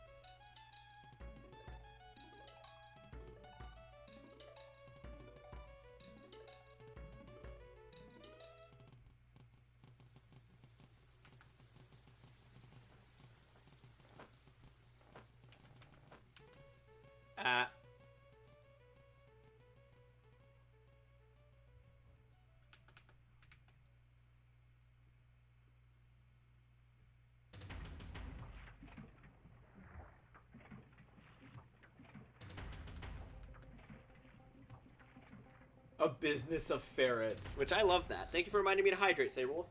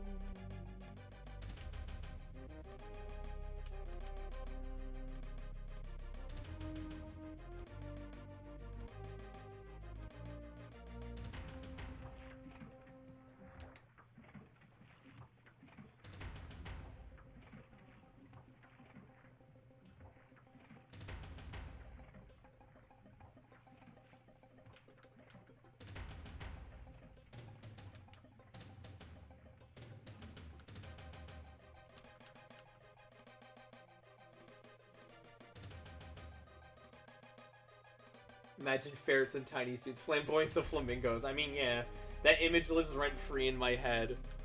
Yeah, ferrets in little business. Oh, I love ferrets. They're so good!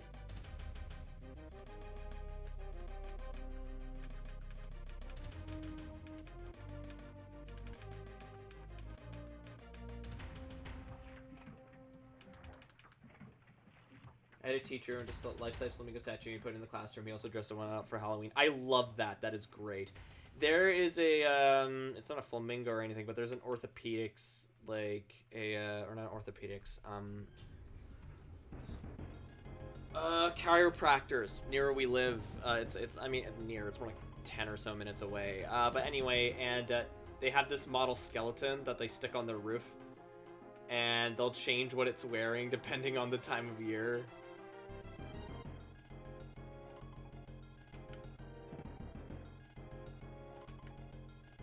We actually have a model skeleton in our basement. His name is Benny, and he's one of our roommates. Best government economics teacher I ever had. Mostly because of the flamingo.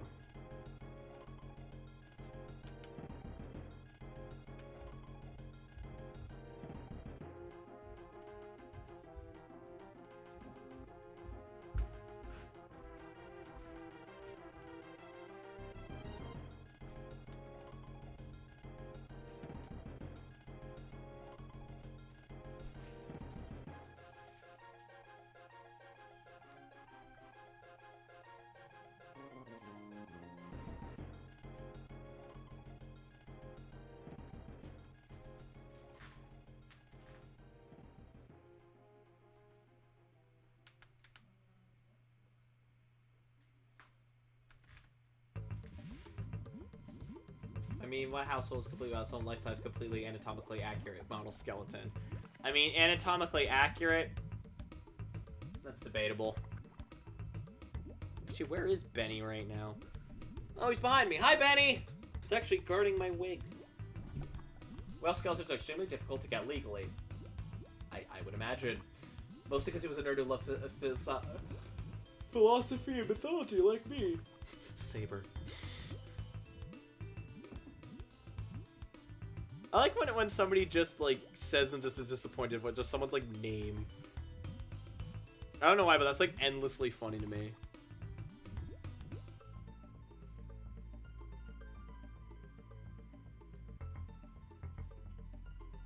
There we go. I managed to fix the line art. I knew it looked a little too thick.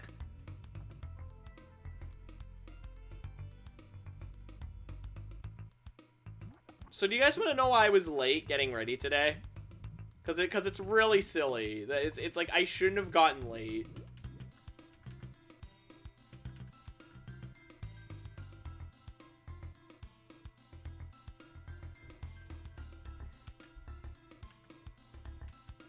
Why what name ... Yes style Saber yes style why what? There are so many questions that could be asked from that sentence specifically. tell us, Fox. So I was, hang on.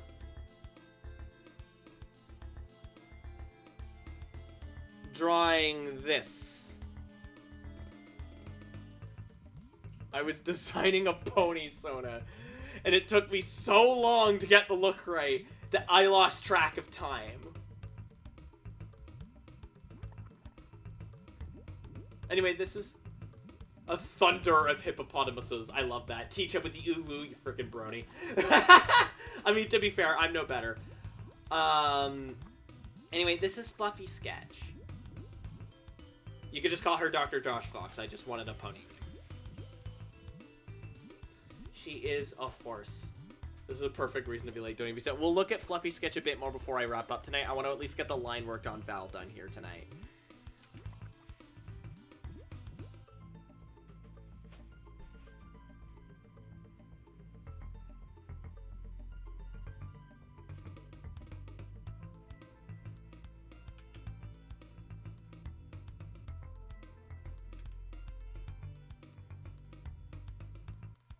I was typing out you freaking brony as you said that. I may have left the brony, but the brony never left me. Oh no, it never does. It never does.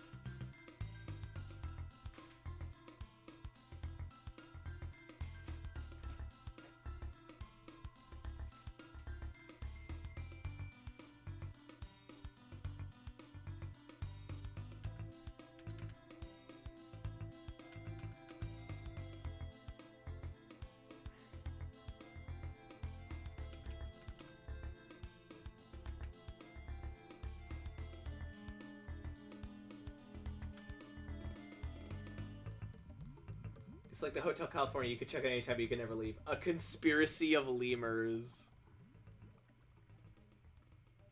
An anarchy of gerbils, if you will. There, I made the anarchy gerbil joke this time.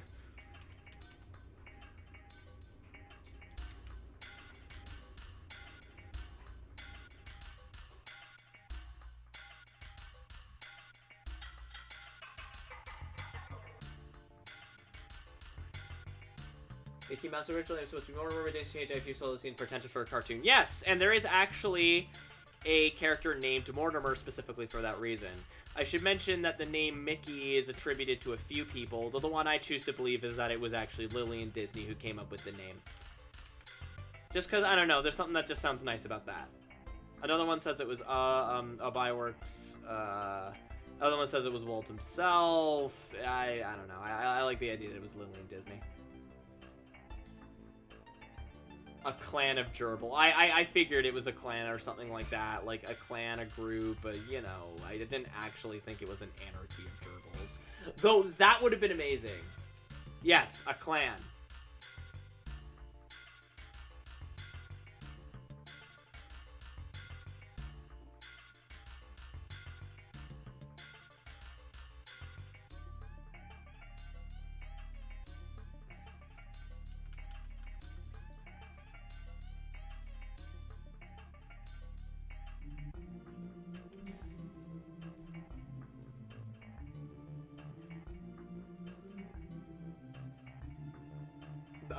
The chaos that reads a warren of rabbits.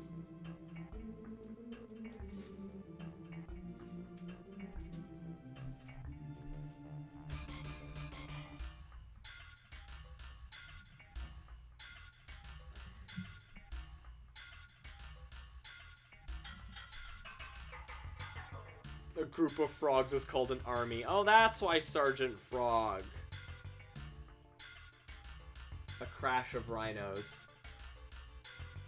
A sulk of foxes. Yes, for real. I picked my Sono well. That's why he had guns. It's all coming together.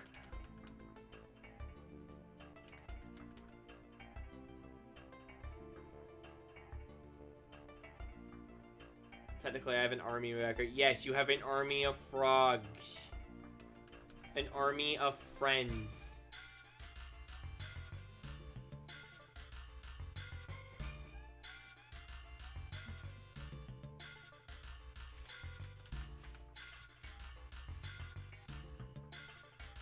I found my mom's favorite animals are dolphins.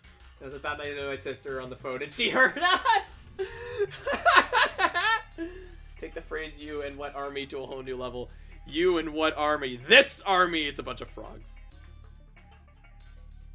A very loud army. Yes, of friends.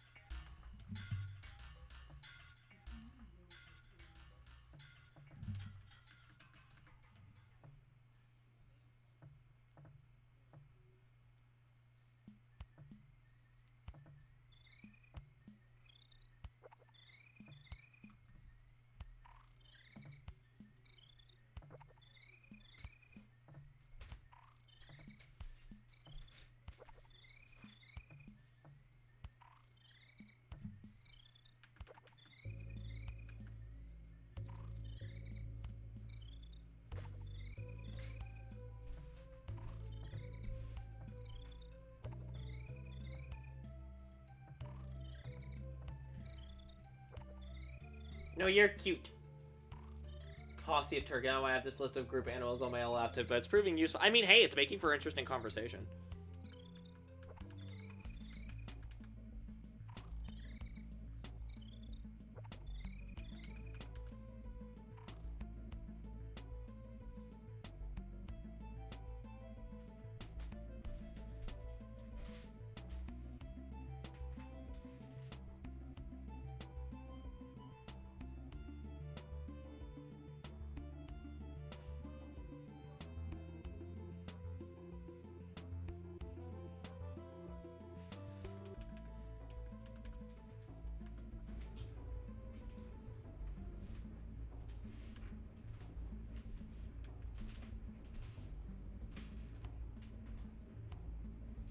The site I'm looking at says it's a band of gorillas, and my tired, buzzed-ass legit said first I had to talk about the gorillas.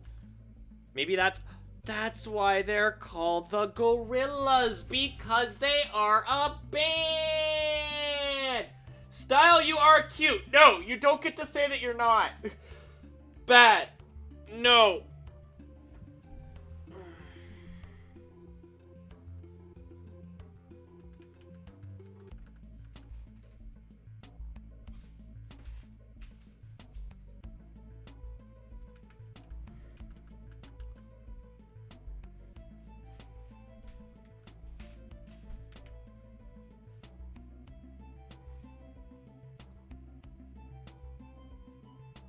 Yes, you are! Oh my god. Why is it everyone's allowed to bully me about cuteness, but the second I say someone else is cute, they're all like, no, I'm not.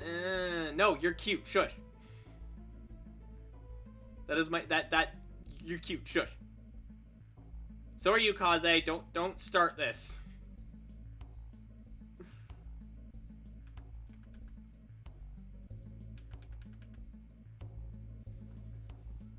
Just say a zeal of zebra. I like that. A zeal of zebras. A zeal of zebras. A zeal of zebras. A zeal of zebras. A zeal of zebras.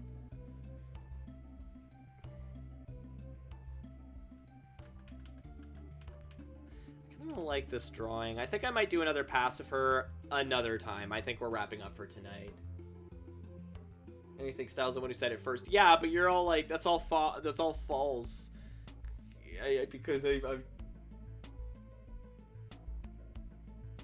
because they said you were cute. Did I hear that someone wasn't accepting that they are cute? Yes, Corgo. It was in fact Style was accepting. And you actually came in right as we're about to wrap up. Uh-oh.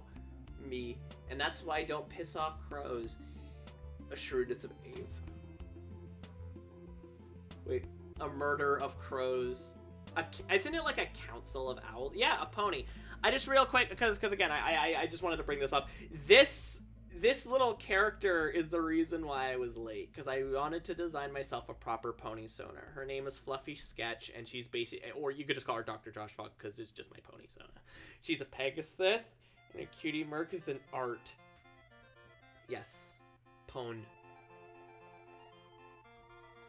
crows might be a murder, but ravens are a little less extreme, just being an unkindness. Style, you're cute, and you, Sir Cody, says I heard your name mentioned too. Yes, you're all cute. God. Anyway, I just wanted to show you guys Fluffy sketch. Alright. I know, we got to Shanty Chanty, so unfortunately we're not going to get to hear the rest of that. Anyway, yes!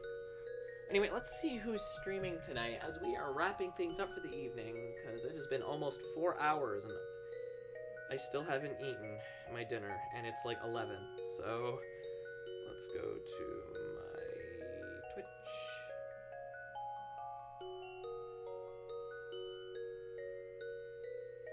Thank you, phone. Jeez.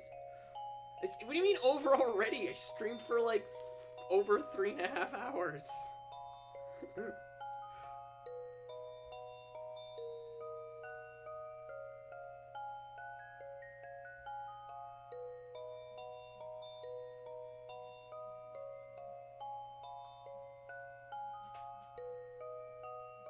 I'm gonna send you guys over to Flint.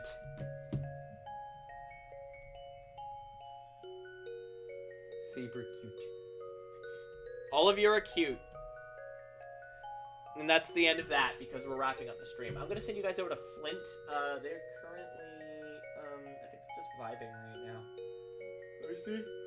Yeah, they're just chatting because he's doing like a subathon or something. I don't know what that is. But anyway, I'm gonna send you guys over to Flint. Yes, Flint. Yeah, I haven't watched Flint in a while either. I haven't spoken to him recently either. Anywho, that'll be all for the evening. Thank you all for hanging out with me. I love you all. Bye! Stop getting glass in your foot, Saber! Anyway, I'll see you all later. Bye!